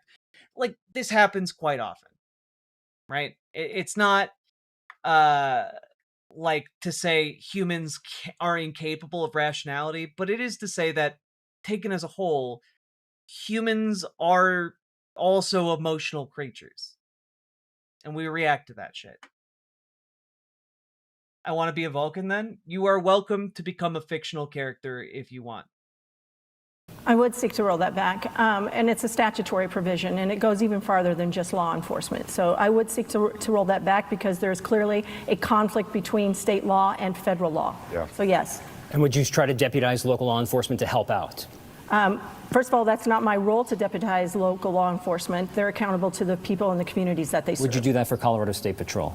It would depend. I want to make sure that they're continuing with their job and that they have the ability to work with ICE and work with the federal government on matters of keeping us safe. So yes, I would look at that. Continuing with short answer, Mr. Bottoms, if elected. I can't believe Mr. Bottoms made an ass of himself. That's good right there. That was good, Liz Galahad. Thank you for the $2 super chat. Would you seek to withhold state funding from so-called sanctuary cities, which often have strict limits on cooperation with federal immigration enforcement? Yeah, I'll definitely withhold funds. Sanctuary cities, sanctuary states, not constitutional, it's illegal. So we might need to put some mayors in jail in the process and some people that are really outside the lines constitutionally. This is not okay to go against federal law. How would you? Okay, so we're... all right, this guy's running on jailing your local mayors. I could see why he's at 6%. You put a mayor in jail? You call the attorney general and say, put them in jail. Ms. Kirkmeyer. Okay, I'm not doing that. Would you seek to withhold funding from so-called sanctuary cities? Yes, I would. I would probably consider that, but I'm not sure which funding you're talking about because I don't have the ability as governor to withhold federal funding from local governments. That's not in my role as a governor. So there are grants that we've seen recently with this administration. There are certain grants that cities and counties can apply for that the legislature and the governor would have control over? I would consider it, but I also have to consider that the people who live in those communities, whether it's the county or a municipality, those are my constituents as well. And just because maybe their leadership doesn't have it right, or because there is a state law that doesn't work right, doesn't mean that they should be jeopardized and not get the services and the programs that they deserve to get. So you would disagree with the policy, but you'd let the money continue to flow? Depends on where it was going, yes. Mr. Marks. Well, if you're talking about federal funding, I think it's important. He's not. He's talking about state funding. I asked state funding, not Funding that you federal. would have control over as. Oh God, he's not even following the fucking questions, guys. Oh God, he's just checking out. He's on a trip on stage. Governor. Well, I think we gotta. Sorry. No, I appreciate Sorry. that. You know what? Yes. The short answer is yes, if the governor has control, because that is taxpayers' money. And I know more Coloradans out there that are suffering because of the sanctuary city policies. Like what? Ms. Kirkmeyer, one last thing. I would just like a follow. Suffering how exactly? How are Venezuelans being able to live in a city at all negatively impacting other people? So I was a county commissioner during COVID, and actually Governor Polis told the Weld County commissioners that he was going to withhold grant funds or withhold dollars from us. He didn't know exactly which funds those were, but he said he was going to. Right. And we went after him on that. And it's because we said we would not enforce his policies, his executive order, and so we went after him on that. The people who live in these communities, regardless of who their elected officials are, still deserve to have those grants and still deserve to have those programs because they are taxpayers, and that is where the dollars are coming from. So the governor shouldn't be so short-sighted that he's not going to provide that to the people who live in our state, regardless of where they live and who's in charge. Thank you, Ms. Kirkmeyer. Thank you. Mr. Marks, Governor Jared Polis is Colorado's first Jewish governor. You are running a campaign that explicitly calls for a return to Christian leadership. You tell church crowds that your campaign is an assignment from God and part of a spiritual war.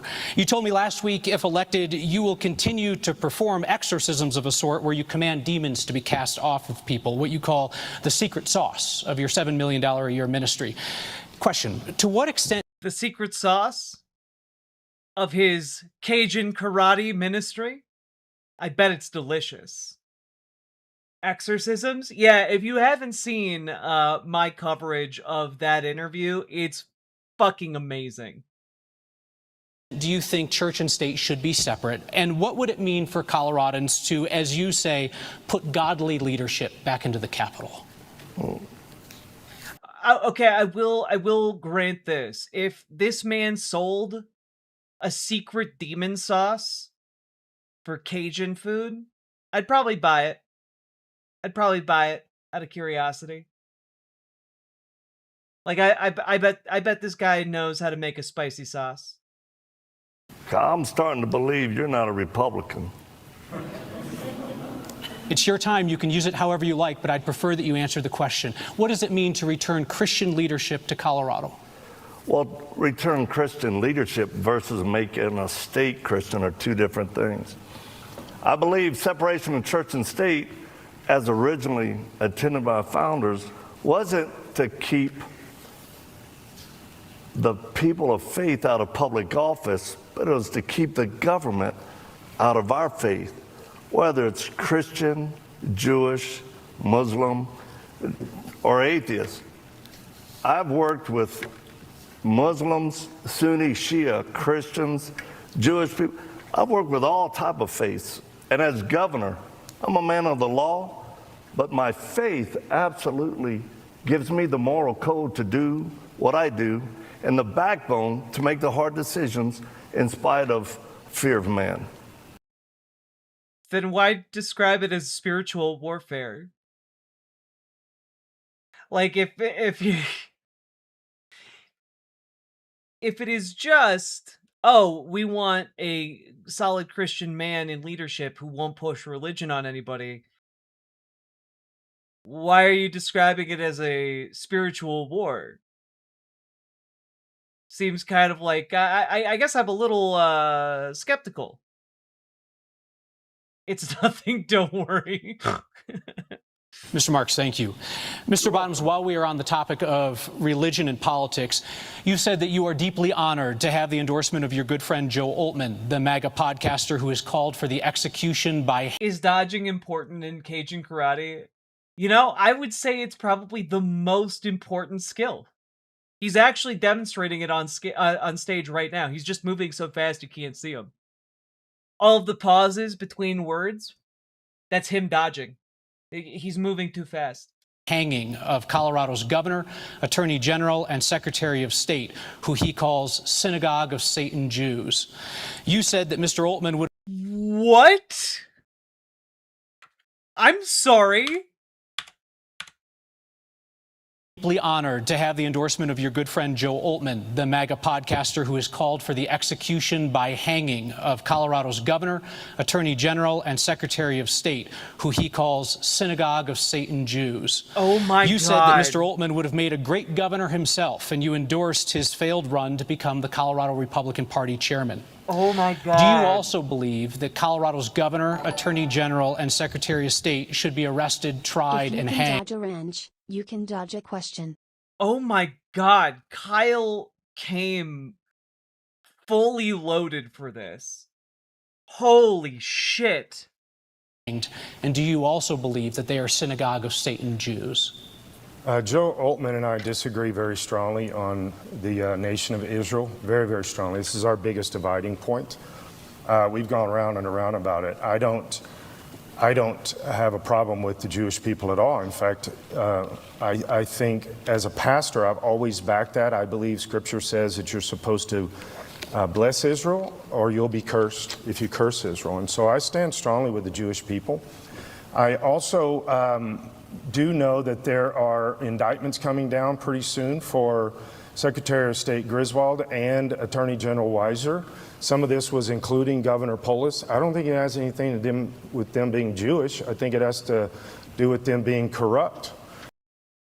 Then why describe it as a synagogue, man? Like, if not anti-Semitic, why anti-Semitism shaped? And it's specifically for sedition, so in that we saw her Griswold go after Trump to actually be on the ballot. So synagogue of Jews, no. Yeah, we have paid attention to Altman's Joe Altman's podcast in the past, but like, I gotta be honest, I watched so many of these far right freaks. They blur together, and like, god damn it, like. That we are at a point where a conservative candidate running for governor of a state is just openly endorsing these far-right podcasting freak shows. It's really, really... Like, it shows how far gone conservatism is in America. There are no normal conservatives left as a meaningful movement anymore. It's all fascism. Can't get behind that statement. So just to clarify what you're saying, you believe that you have insider information that there will be a federal sedition indictment against Colorado's Secretary of State and Attorney General, sedition being a charge punishable by death. I just want to clarify, that's what you're saying? Yes, treason. And the indictments are probably going to come down around mid-summer. There's also 4 other investigations. Do you share your good friend Joe Altman's view that they should be tried and, if convicted, executed? No, I'm not against the death penalty. I'm strongly in favor of the death penalty. But from the things that I've seen in the conversations they have, I don't think that it warrants that level. And a last question on this. If you're elected governor, would Mr. shit. Altman have a role in your administration? Assuming it's not around Jewish people, probably. I think some folks are going to find that funnier than others. Marshall? Let's turn to the issue of taxes in the state budget, which has a $1.5 billion. Oh my God.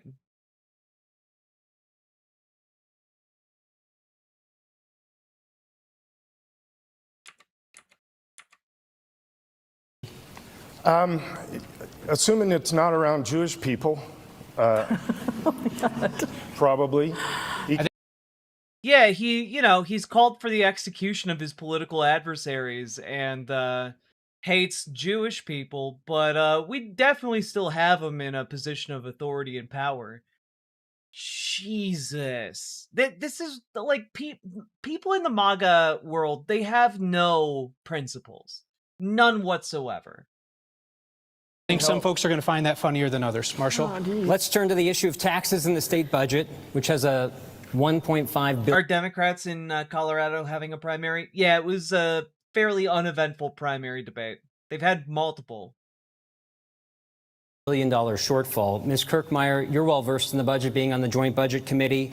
You support a potential ballot issue that would require the state to spend about $700 million a year on roads.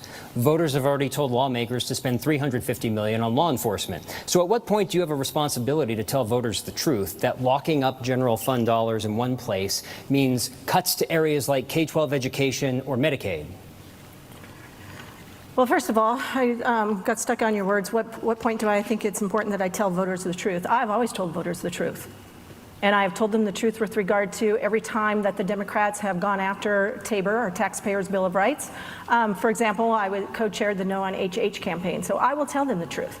And the issue with our budget isn't that we have a $1.5 billion shortfall. We have a structural deficit. So in other words, it's like, when the parents give the kids the credit cards and they overexpend and they max out the credit cards. In our case, the Democrats are the kids and they've overspent. So we don't have a revenue issue, we have a spending issue. And we have prioritized education because it's a mandate in the Constitution, and I would continue with that. But what has happened over the course of the last 4 years that I've been on the Joint Budget Committee is the governor comes in with a budget request that is not balanced, and then I have to sit there and fight with Democrats for about 6 months to get it into line, and we have to determine where our priorities are. And they like to go off and spend money on things that we shouldn't be spending. Man, that sure is a lot of words to not answer the question, which seems to be pretty straightforward, which is, if you spend money in one place, you can't spend money in another place. So why aren't you being upfront about that reality?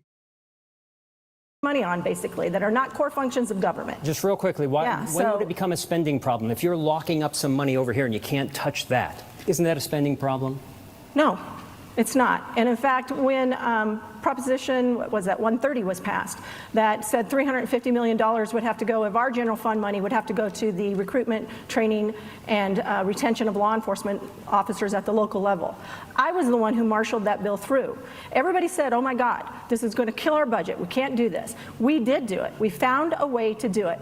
And it simply goes back to, we have revenues coming in, we have funding, it's a spending problem, and there's a crisis of priorities. Thank you, Ms. I can't believe she did so poorly at answering that question. Barbara, what the hell? Sure. Mr. Bottoms, you're calling for Colorado to eliminate property taxes, which exclusively fund local services like schools and fire departments, hospitals, county roads and bridges. This would create a more than $15 billion budget gap. But you have said that Colorado could actually recoup $20 billion by ending taxpayer funding for abortion, transgender surgeries, quote-unquote illegal immigrant abortions, which feels redundant, and illegal immigrant programs and plans. So can you explain to folks? Jesus. What's crazy to me is that this is not isolated to Colorado. This idea that you can simply cut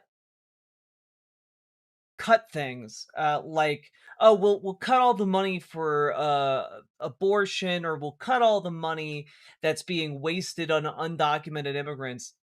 But like, they don't have facts or figures related to how much the state is spending on undocumented immigrants. And to the extent that they do have any, it indicates a far lower amount of money being spent in those ways.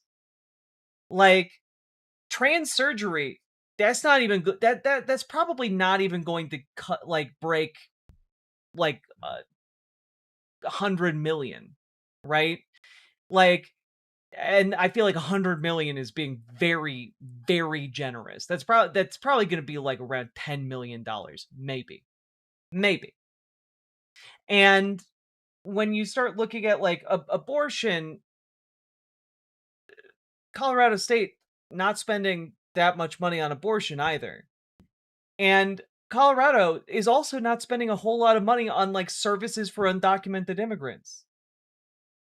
Like, the idea that you could even reach $1 billion with these kinds of cuts and crackdowns is absurd, especially because doing a crackdown on undocumented immigrants requires paying a lot of money to local cops.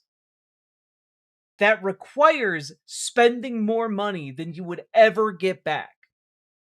And like rounding up undocumented immigrants doesn't make money. It sinks money. Like, undocumented immigrants, when they are allowed to work and live in communities, pay into the tax pool.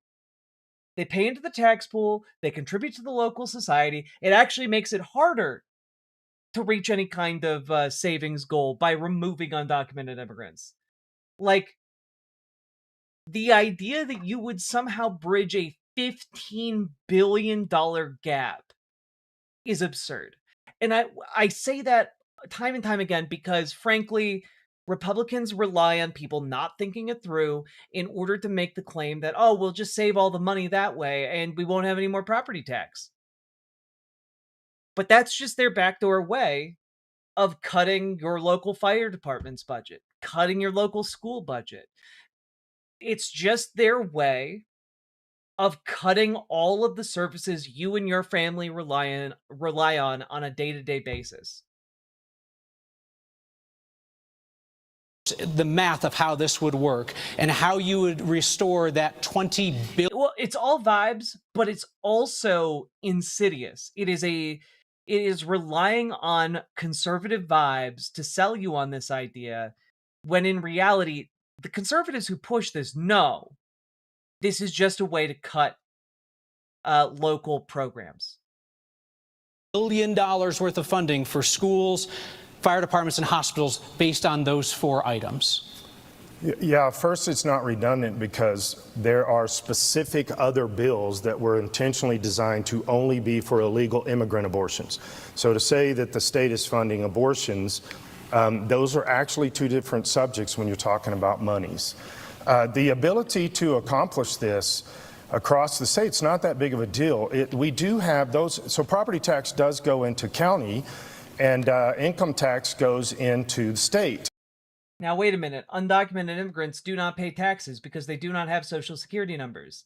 They're not on, say, HB1 visas. That's true. However, undocumented immigrants pay more in taxes because, for example, if they work, taxes are withheld from their paycheck. If they even get a paycheck, right? But their employers reap the benefits of their labor. The employers still have to pay taxes, right? On top of that, you have the fact that they are spending money paying sales tax in their local communities in order to, buy goods and services to live.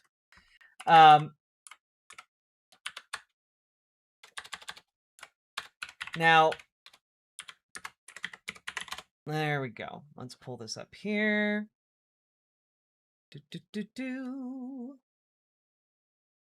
Here's the Institute on Taxation and Economic Policy. Tax payments by undocumented immigrants in 2024. All right, key findings. Undocumented immigrants paid $96.7 billion in federal, state, and local taxes in 2022. Most of that amount, $59.4 billion, was paid to the federal government, while the remaining $37.3 billion was paid to state and local governments. Undocumented immigrants paid federal, state, and local taxes of $8,889 per person in 2022. In other words, for every 1 million undocumented immigrants who reside in the country, public services receive $8.9 billion in additional tax revenue. More than a third of the tax dollars paid by undocumented immigrants go toward payroll taxes dedicated to funding programs that these workers are barred from accessing. Undocumented immigrants paid $25.7 billion in Social Security taxes, $6.4 billion in Medicare taxes, and $1.8 billion in unemployment taxes in 2022. At the state and local levels, slightly less than half, 46% or $15.1 billion of the tax payments made by undocumented immigrants are through sales and excise tax levied on their purchases. Most other payments are made through property taxes, such as those levied on homeowners and renters, 31% or $10.4 billion, or through personal and business income taxes, 21% or $7 billion. So there are a lot of different ways that undocumented immigrants pay taxes. And they are barred from accessing almost all of the social programs that those taxes fund.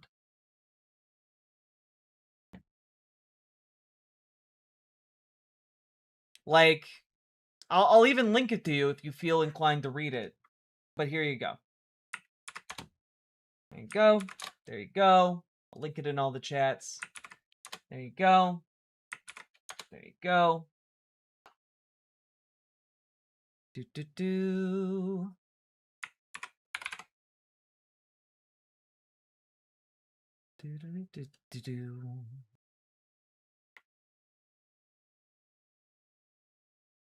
I actually want to do away with both of them. So Could you just walk us through the math of how those items add up to $20 billion? We've tried to do the math ourselves, but I'd like to hear your math. On the four things you mentioned? Yes, sir. So it's actually much higher than that, I think, in a lot of different levels. But here's some of the simple math. We have one bill alone that went to illegal immigrants. And I understand there was also the question there about Social Security numbers. Undocumented immigrants still pay taxes underneath their what's called an individual taxpayer identification number, ITIN. So in case you're wondering, well, how do they pay the taxes? That's how they do it. Grant programs and plans. That was $104 million. And actually what it was supposed to be is $17 million. You're talking about covering all Colorado, a health plan yes. for folks. Yeah, please continue. Okay, so it was supposed to be, good job, you did homework. So $17 million to cover all Colorado. It immediately became, within that same calendar year, over $104 million. That's just one item. We're also funding abortions for anybody across the United States to come to Colorado. We're a destination state. So that's through the roof costs, and that continues to grow. And you're aware that the state has estimated, the nonpartisan budget staff has estimated that that's $6 million. And then the transgender surgery is about $230,000. Needless to say, we added up all the categories that you and your campaign have cited, and it gets you 0.5% of the way to the $20 billion that you would strip out of schools, fire departments, hospitals, roads, and bridges. Where would the rest of the money come from? Well, the first thing with the abortion numbers is, yes, we did see those abortion numbers in committee when the Speaker of the House was taxing or making sure that the taxpayer dollars went to abortions. They were 250% lower than what the Jack's 100 million was definitely overestimating. Oh, absolutely. The actual numbers are, and we presented that, but that's not making the cut because Democrats control the House. The transgender surgeries were almost 35 times higher than the numbers that were given, but that's not going to make the cut because the Democrats control the House. None of this is going to sufficiently pay for $20 billion that you're projecting, let alone the $15 billion that you need if you want to cut property taxes completely. We know with the illegal immigrant Bottoms, thank you. We went over on this, but just a quick word. You're waving your hand at me. Obviously, you've written the state budget for years. How do you assess his math? Wrong. That he like a little wrong? Oh, no. May I go? Please. Thank you. Well, to cut $20 billion, I'm assuming he's saying that's out of the state budget. That would be more than the total general fund operating budget by $1.5 billion. So basically, you would have to cut everything to, I guess, I don't know, I guess you're going to backfill local governments who are losing property tax. Because the one thing that he did say that was correct is that the state doesn't collect property taxes. That is at the local level. So I'm not sure how he would affect that, because he doesn't have any ability to, either as a legislator or even as the governor in the executive branch. But wrong. It's like way off. The $6 million is probably still a bit high based on some of the cuts that we've made just even in this last budget year. Ms. Kirkmeyer, thank you. Sure. I don't mind answering the other part of your question if you want. I'm going to turn to Mr. Marks real quick on the budget. You can come back to the lectern. Thanks for stepping back. I've repeatedly heard you call for audits of state departments, but state agencies are subject to annual financial and compliance audits done by the state auditor. In your review of the current annual audit process, what specifically do you think is missing? Well, the fact that you said that the state is auditing itself gives me pause of concern. I think we have to bring in outside folks, much like the Doge, to really get a forensic performance audit, but for waste and fraud. It's a management issue that the only way to go through it, I opened up the long bill the other day and started looking at it and I thought, man, imagine referencing a program that killed like that's killed hundreds of thousands, if not millions of people already, and is going to kill millions more as like a great thing to do in the state of Colorado. Like a program that single-handedly brought back screwworm to screw over ranchers across America. pretty complicated. Not for me. Is that an apology? No, I said not for me. Sorry. Because look at where we're at. I think getting the right eyes on it, doing the right audits, will help keep people accountable. And that's what the folks in Colorado who feel like they're never heard around the state by politicians. They want accountability for the money being spent. Thank you, Mr. Marks. You're welcome. We're not doing many yes or no questions, but we will do just a couple of them here. Tina Peters was released from prison yesterday, thanks to clemency from Democratic Governor Jared Polis, and she immediately returned to her claims that Democrats are cheating on elections, that she was put in prison as retribution for finding evidence that voting machines flip votes. So first off, I'll ask each of you to answer just in yes or no format. Is Tina Peters telling the truth when she says that Democrats have rigged elections in Colorado using voting machines to flip votes? Ms. Kirkmeyer? No, I don't believe so. Mr. Bottoms? Yes. Mr. Marks?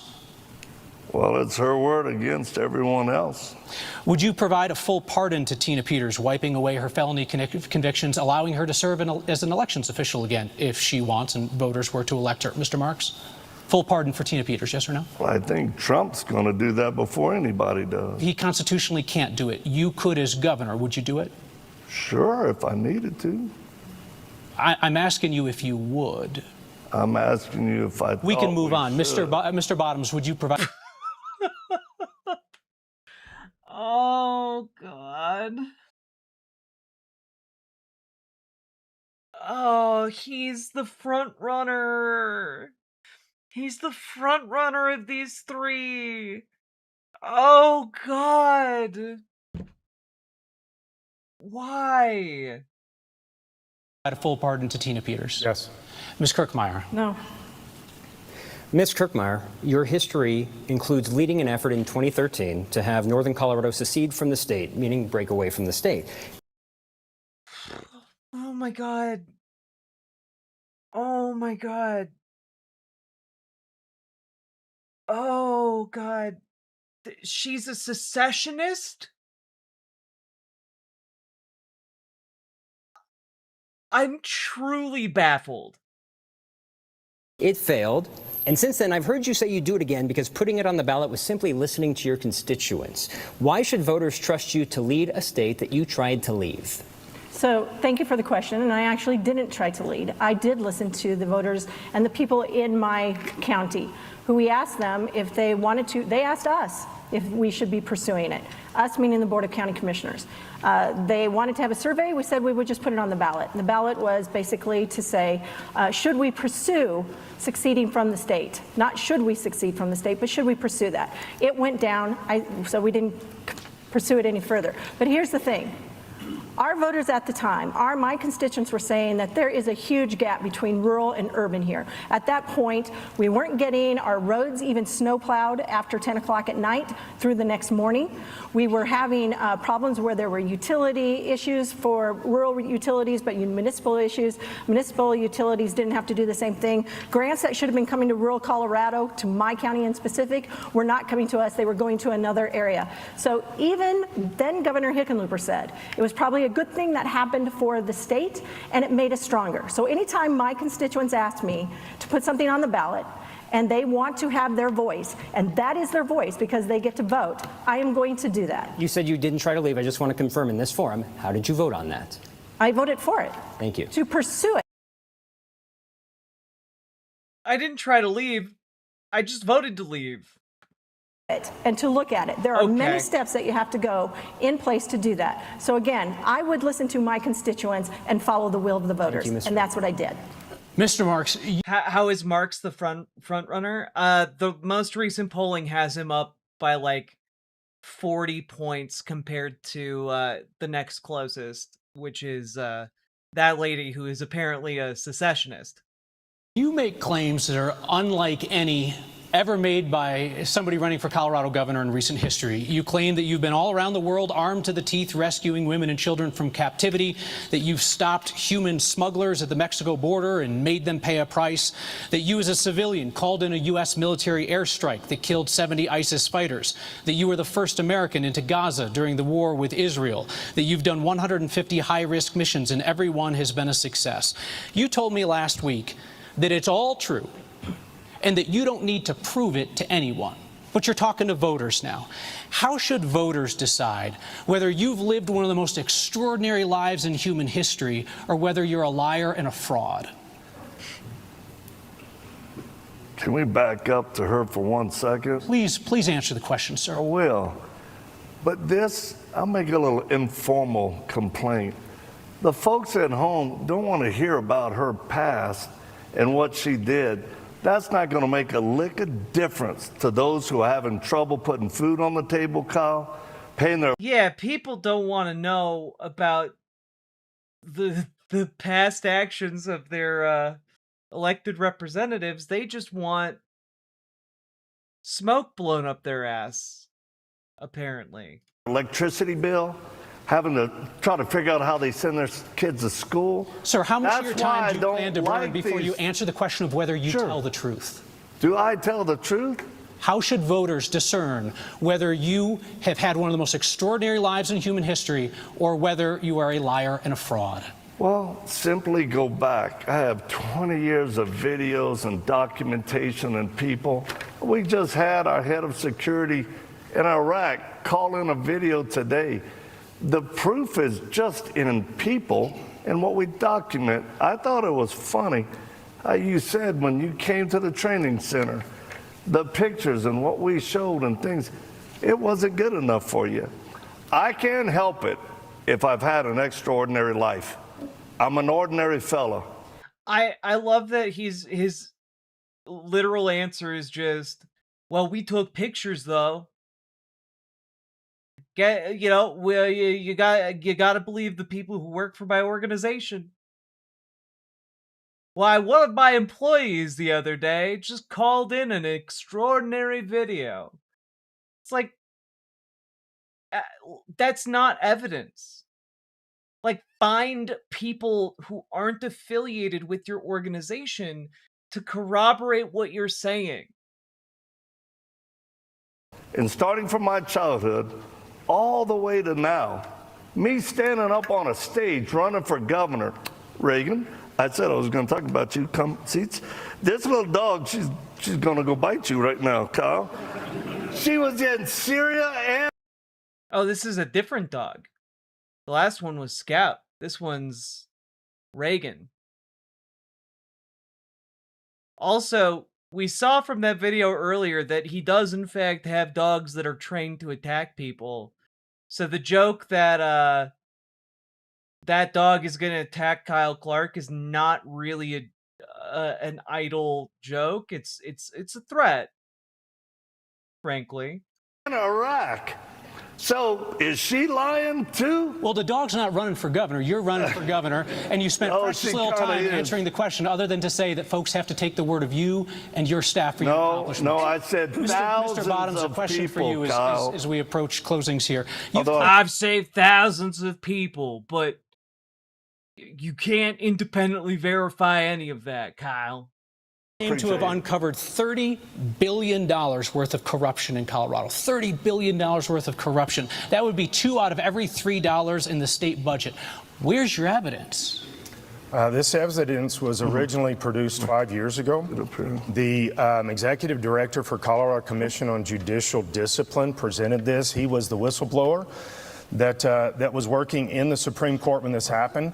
This has been admitted by Supreme Court Justice Coates, and that he was colluding. This is just one case of this bigger picture.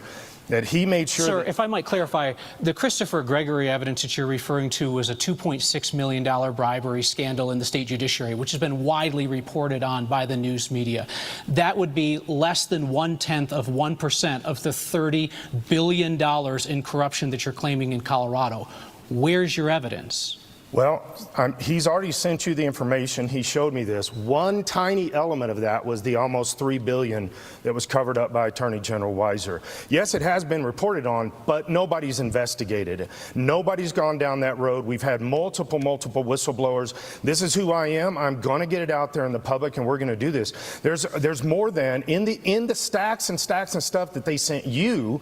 There is more than 2,500 pages of more evidence of all of this same collusion involving Supreme Court, involving the judicial system, and involving attorneys. So again, to put a pin on it, you're saying that $30 billion, 2 out of every $3 in Colorado's budget, is corruption.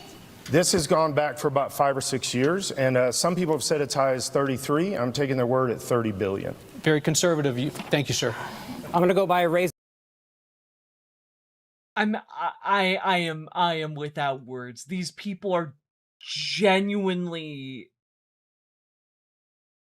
too stupid to be doing what they're doing. This is irresponsible. This is like a violation of the very concept of democracy for these people to even be in the ring in the first place. Of hand here on abortion. Colorado has codified Awooga indeed, Phalia. Abortion access in the state constitution. Yeah, this is all deeply fucked. And I really wish that this was limited to just Colorado Republicans, but it's all Republicans everywhere. There are no reasonable Republicans anymore. They got chased out of the party. The reasonable ones went to go work at the Bulwark. And they're still fucking Republicans, by the way. Don't you guys ever forget that the people who work over at the Bulwark, even though they might break stories, they're fucking conservative to the bone. But like, anyone still left in the mainstream GOP, they're just MAGA. They're just MAGA fascists. Through Amendment 79, it would take another constitutional amendment to get rid of that. Would any three of you, by a raise of hands, lead an effort to try to take that out of the state constitution? I would. Only Mr. Bottoms? You failed successfully already at the state legislature, getting no support on your bills on similar issues. How would you do that as governor? With a ballot initiative of the people, 40% of all the people that voted on 79 that constitutionalized this, 40% said they would not have voted on 79 if they knew it was going to be taxpayer dollars that did that. And then the Speaker of the House ran that bill to bring the taxpayer dollars to it. I think that was a little devious, but I also think for the voters of Colorado that was a little naive. Thank you, Mr. Bottoms. Ms. Kirkmeyer, you've changed on this, it sounds like. No, I thought the Constitution said may fund abortions. It doesn't say shall. That's my understanding. Except McCluskey ran the bill. But we're talking about the Constitution. I understand what legislation was carried, but that's what the Constitution says. It's a may, so it's not an absolute that funding has to be provided for abortions in the state of Colorado. It is statutorily demanded that it is funded by the taxpayers. That's statute right now. Thank you to the three of you. I didn't give my answer. Your answer was not raising your hand. Well, it was kind of a tricky way you said it. What's your name again? It wasn't a goddamn trick. It wasn't a trick, man. Oh my god. This guy would fucking fall for like a quarter being found in his ear. Marshall. Marshall. Mine's Barb. His name's Marshall. And we're going to move on to closings. Hey, I will tell you this. If the people rise up, because I'm for life, not death, it's the people of Colorado that have to rise up. This hour has flown by. Folks even haven't had an opportunity to learn one another's names, but you will now each make a 1-minute closing statement as determined by a random draw ahead of time. Mr. Bottoms, you're first. Yeah, I think this is pretty important for the state of Colorado right now. Maybe even as dynamically important, more important than what we've been talking about at some level. The Democrats across the state are very frustrated with the Democrat leadership. 85% of the state says they don't want boys and girls sports, that they are not okay with transgender surgeries, and you can go right down the line. Yes, potholes in the economy are huge, but Democrats have never crossed the aisle to vote for potholes and budget. But I do. That is absolutely false. Democrats do cross the aisle to vote for potholes. They do not seemingly in the main cross the aisle to try and vote against health care for citizens by and large. I believe this is our time right now when even many Democrats are saying we've gone too far, we've gone too leftist. Wait, The Bulwark is a Republican channel? Seriously? Yeah, they're all neocons. Like, if you look at the work history of basically everyone who works at The Bulwark, they're all former, like, staffers of Republican politicians or former, like, political consultants who worked for Republican politicians. Like, they're all fucking neocons.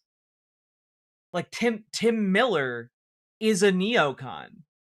Like, they're basically, John McCain Republicans over at The Bulwark. We've got to change that. Unaffiliated, independent, 52% of our state. Most of those are leaning toward, almost 80% are leaning toward parental authority and protecting children. Hispanics are moving to the right. Under 30 crowd is moving strongly to the right. This is our time to actually reclaim Colorado. There is no metric in the state of Colorado that is positive right now. Everything has been destroyed by the Democrats, and even Democrats recognize it, and they're going to vote for me for governor. Thank you, Mr. Marks. Well, you can tell that I'm not a fan of the Democratic way, because it feels like the debate really isn't positive questions for real solutions for the people of Colorado. It sounds like it's fodder for the general. And I'll tell you, neither one of these folks are my opponents. You're going to be doing a debate with them shortly. But I can do anything I want in my closing, right? It's your time. I'm going to pray. Father, thank you, Lord, for your goodness and your mercy. And God, I pray that your will would be done in our state to relieve suffering and pain. We need a healed state. We need Coloradans to come together for a change, Lord, and stop all this political nonsense. You're fucking running to be governor. Stop all the political nonsense. You are a politician. God damn.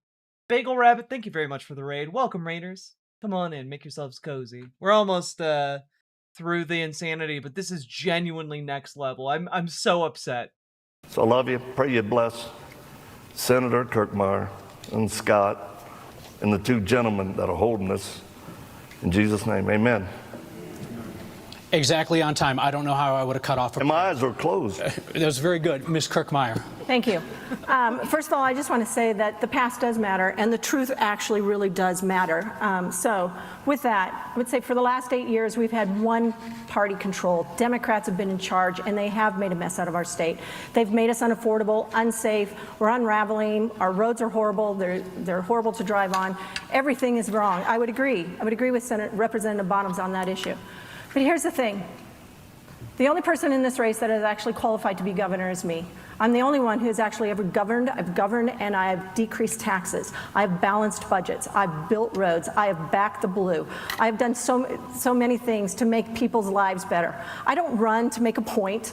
I run to ensure that I can make a difference in people's lives, and that's what I'm doing. I'm a mom. I'm a grandmother. I'm a fourth-generation dairy farmer, fourth-generation Coloradoan. I grew up on a dairy farm in North Jefferson County. And you know what? My job, along with my siblings, we all had a job to do, and my job was to feed the calves and clean up a lot of the you-know-what. Well, it turned out it was pretty good training for a career in politics to clean up the you-know-what. Barb Kirkmeyer for governor. I appreciate your vote, and I'm asking for your vote tonight. Thank you, have Ms. a clear Kirkmeyer. choice. Thank you. Our audience has been very respectful. I now invite you to join me in thanking the candidates for debating here tonight. Thank you to our hosts at the University of Denver. I just have to say, there are no more Republicans. Like, these are not... The Republican Party is dead. There's only MAGA. There's only the MAGA fascists. That's it. There are no moderate conservatives anymore. Like, we had 3 candidates running for governor in the Republican Party on stage right there. Those were the 3 frontrunners, right? And we had a secessionist who tried to remove northern Colorado from the state. We had a man who has lied about there being hundreds of thousands of Tren de Aragua gang members across Colorado planning an uprising. And then who thinks that we can get Colorado can get $30 billion more by cutting abortions, trans healthcare, and